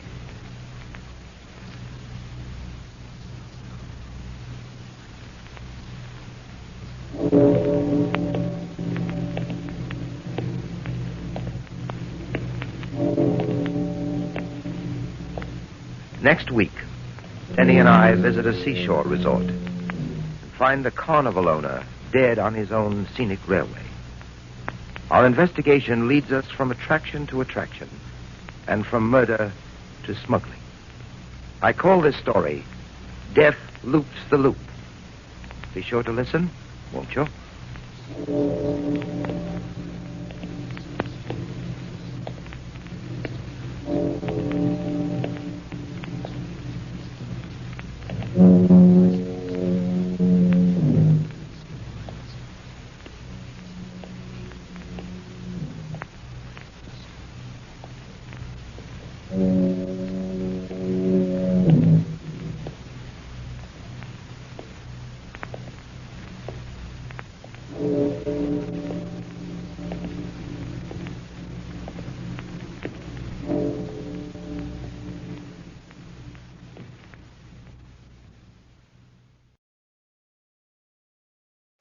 Another cup of Maxwell House coffee, George? Sure. Pour me a cup, Gracie. You know, Maxwell House is always good to the last drop.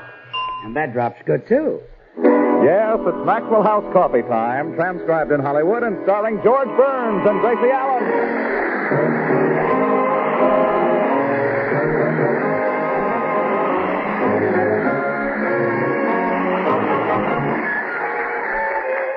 With yours truly, Toby Reed, Bea Benaderet, Elvia Ullman, Gail Gordon, Lou Merrill, Harry Lubin and the Maxwell House Orchestra, and Bill Goodwin.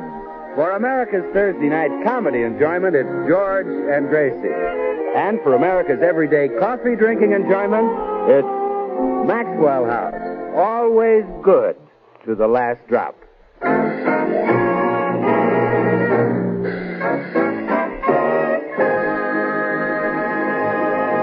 Shortly after breakfast this morning, Gracie disappeared into the kitchen. After more than an hour had passed, George went in and found her almost completely buried in a shambles of pots and pans. Gracie, what in the world are you making? Some homemade pastry for the girls.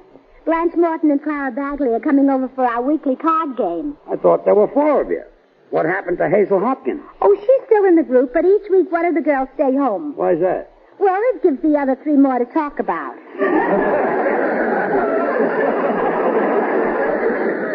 Well, that's a nice, friendly arrangement. Why are you going to so much trouble? Well, the last time I served a homemade cake, the girls accused me of buying it from a bakery. But you didn't. No, I bought it from a grocery store. It was mean of them to doubt you. Well, the girls like to tease me because they're all so good at baking. They even have things ended up now at the county fair. But when they get here today, they're in for a surprise. Something really fancy will come out of this kitchen, huh? Yeah, but it won't come out until I've baked the cake. Would you mind telling me what you're making? You seem to have used up every pot and pan in the house. Well, I had a few failures. First, I tried a butterscotch cake, but it was no good. What was wrong with it? Well, I don't know. I used plenty of butter and a bottle of your best scotch. You didn't? I did. You did, huh? Yeah. Then I tried to make a chocolate pudding. I mixed milk and chocolate in a pan, put it on the fire, and went away for 20 minutes. When I came back, it had burned. Why did you go away for 20 minutes? Well, those were the instructions. It said, put it on the fire and beat it for 20 minutes.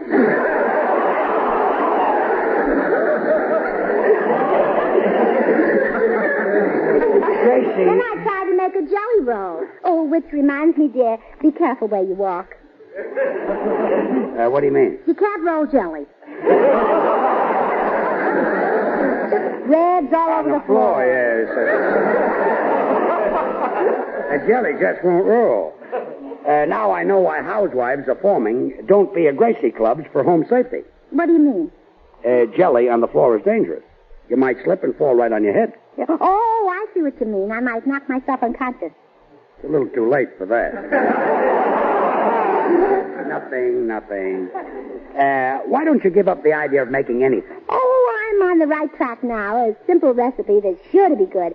I'm mixing it up in this big bowl. For Pete's sake, what's in that stuff? A pound of flour, a pound of sugar, a pound of butter, and a pound of baking soda. And that's going to be a pound cake, yeah. Look, honey, this is National Donut Week. Why don't you serve Mayflower donuts? Oh, I can't make Mayflower donuts. I bought this flour in April. The Mayflower is a donut shop. Oh, well, I promised the girls something homemade, and I've got to deliver. Well, if it means so much to you, maybe I can help. You can? How? Well, I never told you before, but I'm pretty good at baking something. My mother used to make them, and I sold them, and she taught me how to make them. Oh, taught you how to make what? Well, never mind. Just run along and leave it to me. But, Judge, I want to know. Well, if I tell you, you've got to promise to hold your tongue. That slippery thing?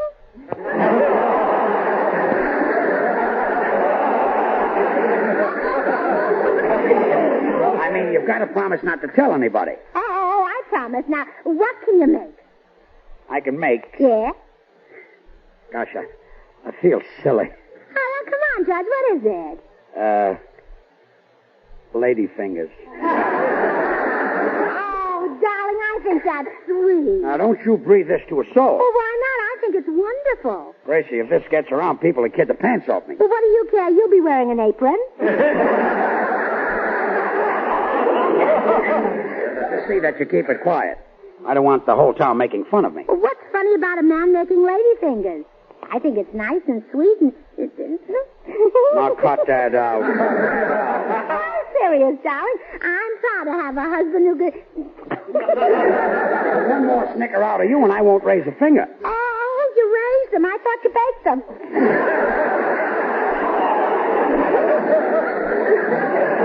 Never mind. Just remember this.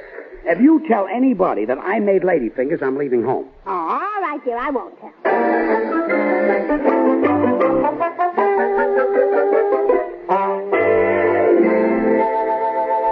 Oh, Gracie, before we go, could I have another one of those delicious lady fingers? Me too, Gracie. They're divine. Well, I'm glad you like them, girls. They're homemade.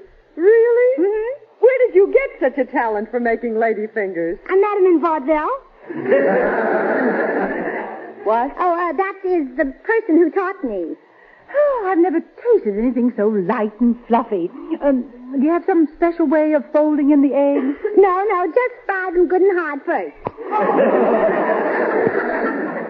Fry them? Well, it's very hard to fold a raw egg. You can't get the corners neat. Oh, you sly rascal. You're not giving away any secrets, are you? Oh, I hope not. Say, Gracie, I'm going out to the county fair to enter my angel food cake. Why don't you let me enter these lady fingers, too? Oh, sure, Gracie. A person who can make lady fingers like these deserves publicity. Oh, no, Blanche, no. Judge wouldn't like it. Does he have to stick his big nose in the cooking? No, he usually stirs it with a spoon. Oh, go ahead and enter them, Gracie. No, I'm sure George wouldn't approve. Well, we'll be running along then. I've got to drive downtown and pick up my husband. Oh, still can't hold his liquor, huh? No. Come along, Clara. See you again, Gracie. Goodbye, Gracie. Goodbye, girl. Blanche? Yeah, Clara? While Gracie wasn't looking, I wrapped these lady fingers in a napkin. I'm going to enter them at the fair in spite of George.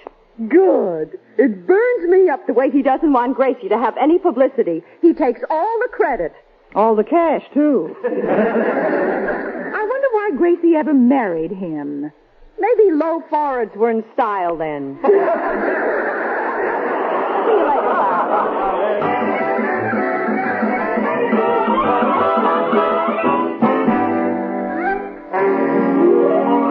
Oh, George, your lady fingers were a sensation. The girls adored them. You didn't spill the beans, did you? I didn't serve any, just lady fingers. You didn't tell the girls that I made them. Oh, no, of course not. Good. I do have a reputation in show business. I don't want people laughing at me. Oh, well, don't you worry, darling. People never laughed at you, and they're not going to start now. That makes me feel better. Come Come in. Howdy, little lady. Howdy, little man. Why, Mr. Judson, come right in. Well, the fabulous Texan. What brings you to California, Tex? A business trip, little man. A fella named Howard Hughes is dickering to buy a little piece of my Texas ranch. Oh, have you closed the deal? Not yet, no. I can't decide whether to sell him New Mexico or Arizona. Fair-sized ranch this kid's got. Anyhow, while I'm here, I'd admire to mix a little pleasure with business, so I dropped by to see if you folks would join me in a visit to your county fair. Or, as we call it down home, the County Wonderful. You call it the Wonderful? Well, anything that's fair in the rest of the country is wonderful in Texas. I should have known. Well, it sounds like fun, Mr. Judson. They have some amazing things at the fair. Yeah. I hear tell they got a hog that weighs 1,000 pounds. I sure do want to see that. You haven't got anything like that in Texas, huh? No, sir, not that small. No, we feed them so's they'll grow. I see. Why, 3 times a day I fill my pen with garbage. Really? George fills his pen with ink.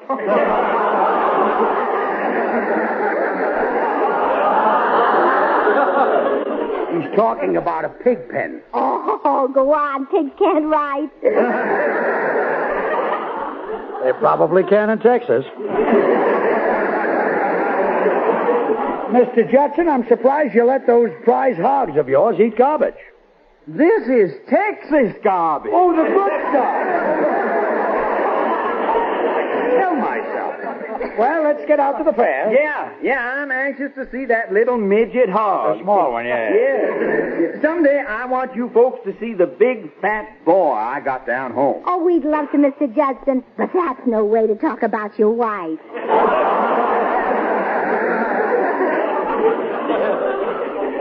That's no way to talk about... Yeah? Oh, I like your sense of humor, man. Let's go to the fair.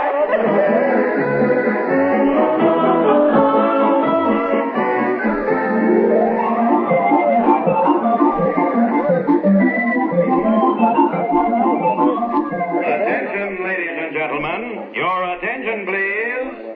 Here are the winners of the pastry baking competition. Oh, let's listen. I'll bet Clara Bagley won for her angel food cake. First prize goes to Mrs. George Burns for her ladyfingers. What? Oh, my goodness. Oh, there's been a mistake. Excuse me a minute, boys. Oh, I'm sorry, mister, but I can't accept the prize. Well, don't you want the blue ribbon? It isn't fair to give me the prize for something my husband baked, so just take me out of the contest. As you wish, Mrs. Burns. Thank you. Correction, ladies and gentlemen. First prize in the pastry division does not go to Mrs. George Burns. Ah, that's better. The prize-winning ladyfingers were baked by Mr. George Burns. Is Mr. Burns in the crowd? Yeah, here he is. Here. Step right up, Mr. Burns. I want everyone to meet the 1949 King of the Ladyfingers. I wish I were dead.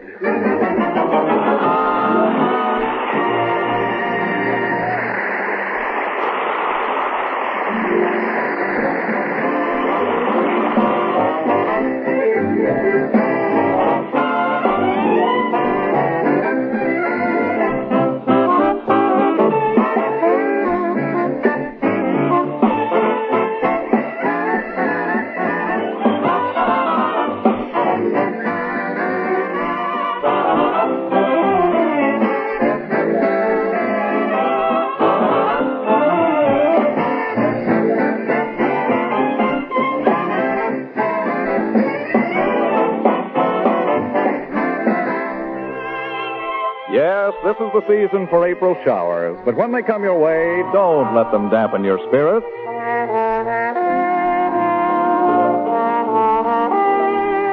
Just remember that rain or shine, the day's sure to look brighter when your breakfast starts with a fragrant, cheering cup of truly good coffee. Delicious Maxwell House coffee. It's America's favorite, you know, bought and enjoyed by more people than any other brand of coffee at any price. Why this great preference for Maxwell House? The answer, of course, is flavor.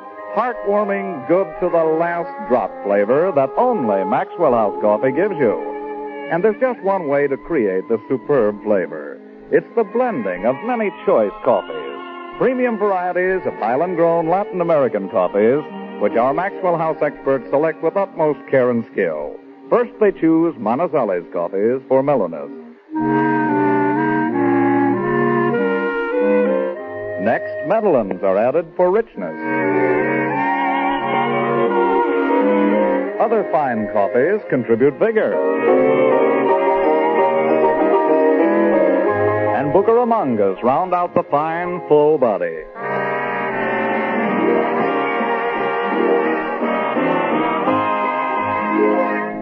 This superb Maxwell House blend is then radiant roasted to flavor perfection and brought to you vacuum-packed in the familiar blue Maxwell House tin. And ladies, vacuum packing is mighty important, for air steals the flavor of coffee in ordinary packets. But Maxwell House is carefully vacuum packed, so it comes to you just as fresh and fragrant as the very hour it was roasted. Friends, why be satisfied with anything but the best in coffee drinking pleasure? Tomorrow, enjoy Maxwell House. Always good to the last drop.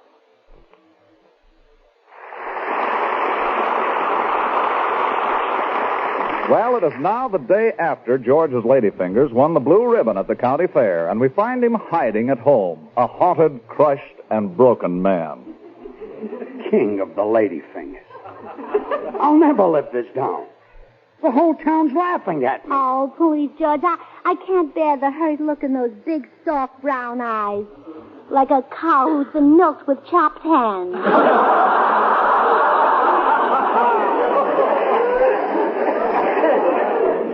I promised you wouldn't tell anyone. Oh, all right. I admit I made a mistake, darling. For the first time in my life, I did something silly.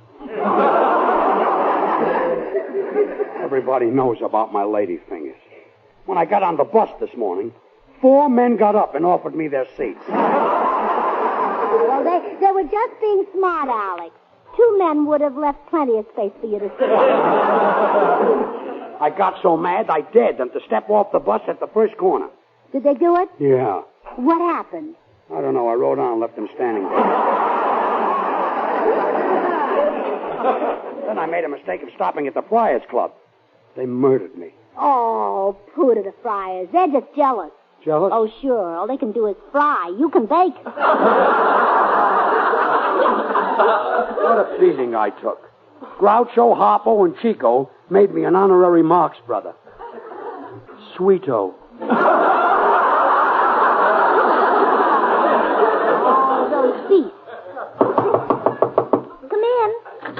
Hello, Gracie. Hello, Toby. Hiya, Toby. Well, if it isn't the Ladyfinger champion. Now, look, Toby. I expected to find you in the kitchen greasing your pan. Toby, he's too upset even to shave it. George, I just dropped by to show you today's paper. There's a picture of you right here with your Ladyfinger recipe. This publicity will kill me. Sid Gary won't even want me back. No, you're wrong, George. It's great for you. Why, I happen to know you're going to get a big offer from NBC. I'm on NBC. I'm at the National Biscuit Company.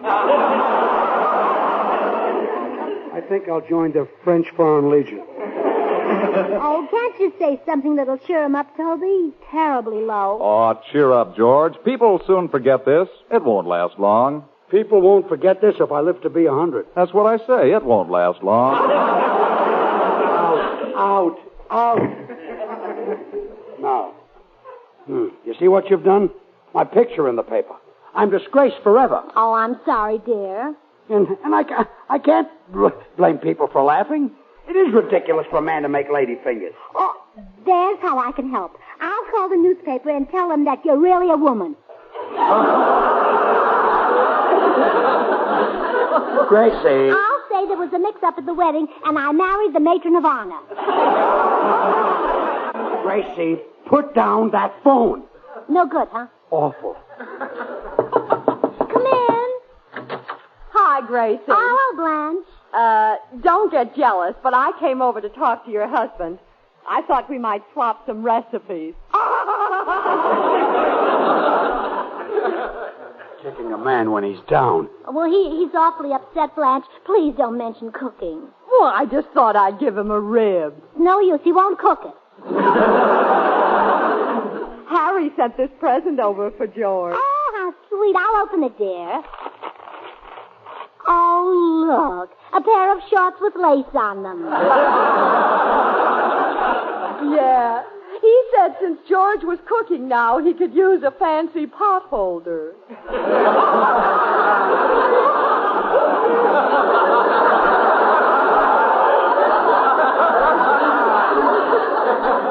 You tell your moronic husband that I don't need shorts with lace on them. That's right, Blanche. He's got a dozen pairs. I haven't worn them since our honeymoon. Oh, yes, I remember now. He didn't like them. The lace kept tickling his ankles. What's in that other package, Blanche? Well, this is the day they have the needlework competition at the fair, and I'm entering these crochet doilies. Oh, I hope you win. I've got a good chance, unless George enters some. You better leave before I forget you're a woman. If that's what you are. Of course she's a woman. If you saw her in a bathing suit, you'd know it. She's got the name Blanche embroidered on it. There's another way to tell I'm a woman. I make lady fingers. All right, Blanche, I warned you. Now you're going out this door. Let go of me. Oh, George, you hurt Blanche. Get your hands off I of said me. out, and I mean out. You Come on, leave me come on, come on. Oh, let him back in, Blanche, huh?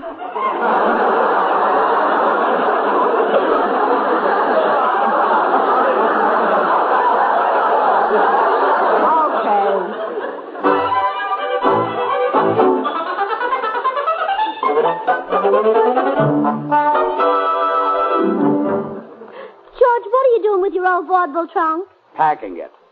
I'm going to get out of town and do a single act. Until this thing blows over. Oh. But, George,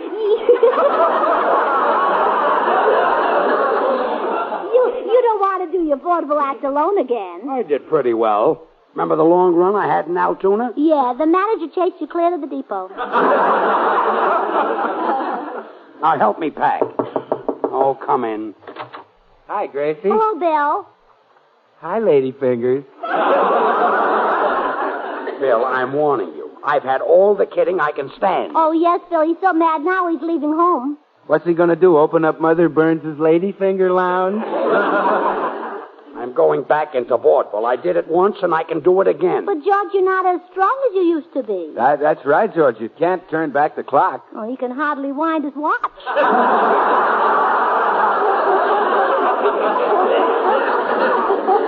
You better stay in the kitchen, Muffinhead. I warned you, Bill. Stop kidding me. Now, don't stamp your foot, honey. If you got a cake in the oven, it'll fall.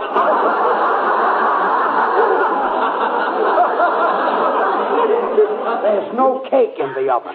Oh, making fudge today, huh? Now stop that before I get sore. What'll you do, strike me with your mix master?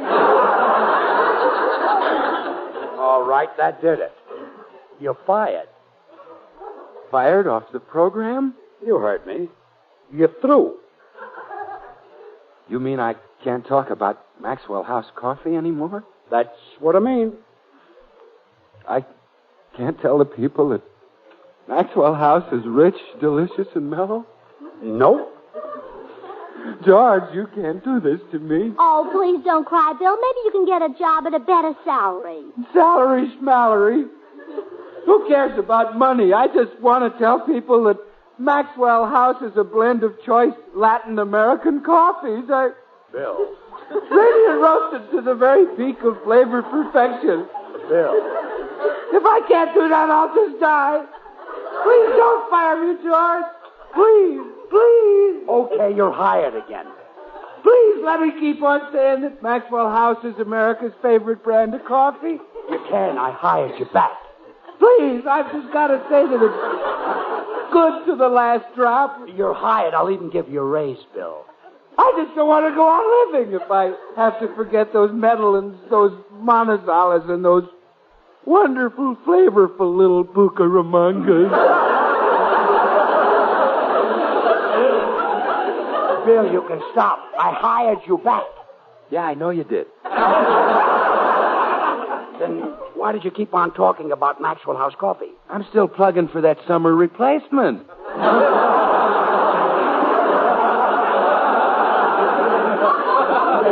Oh, I see. Yeah, I thought you'd catch on, lady fingers. Bill, I told you never to mention lady fingers again. Now, George, you should be proud of what you baked. After all, it's the first dough you ever made without Gracie. Goodbye, replacement.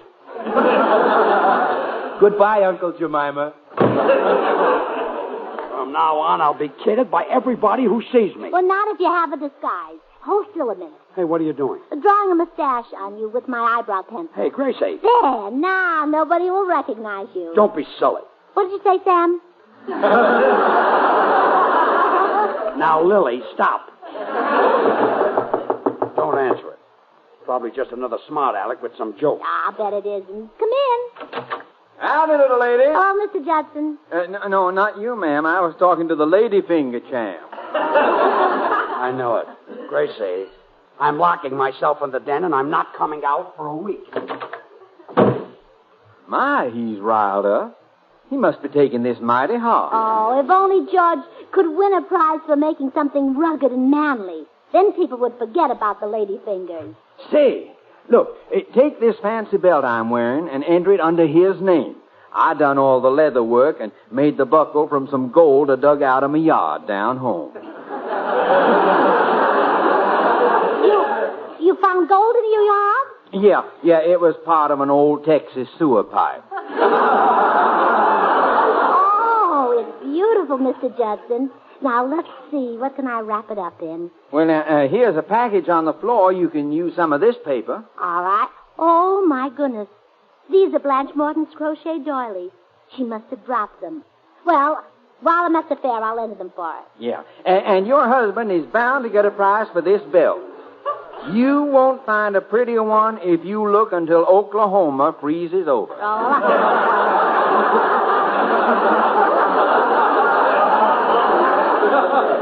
I'll get George, and we'll go right to the fair. Thank you for the belt. I'm glad to lend you a hand. Oh, you better not. You'll need both of them to hold up your pants.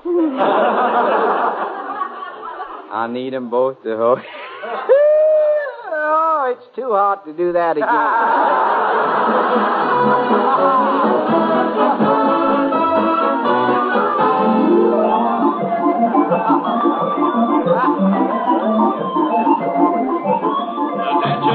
Attention, ladies and gentlemen.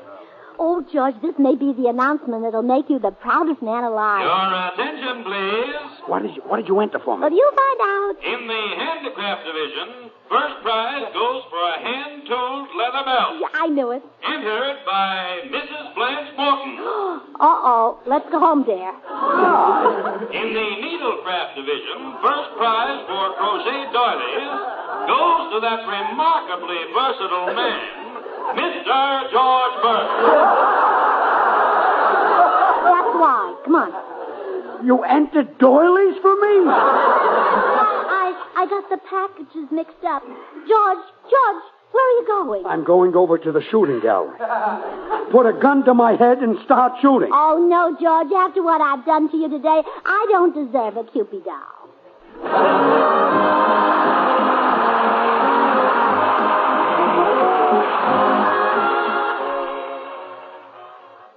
Friends, what do you expect of the future?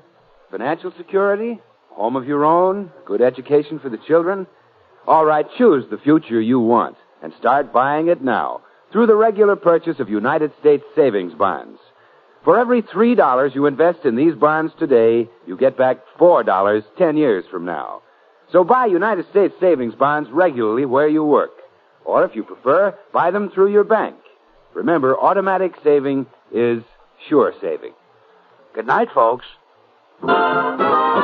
If you like good things the easy way, good things the easy way, instant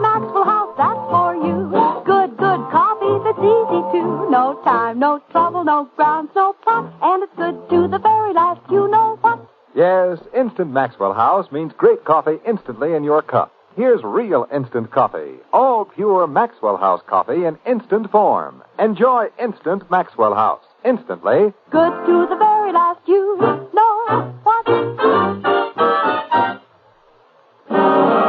Until next Thursday, when our guest will be Bill Boyd, the Scream's Hop-Along Cassidy. Good night and good luck from the makers of Maxwell House. The George Burns and Gracie Allen Show was transcribed in Hollywood and written by Paul Henning and Keith Fowler.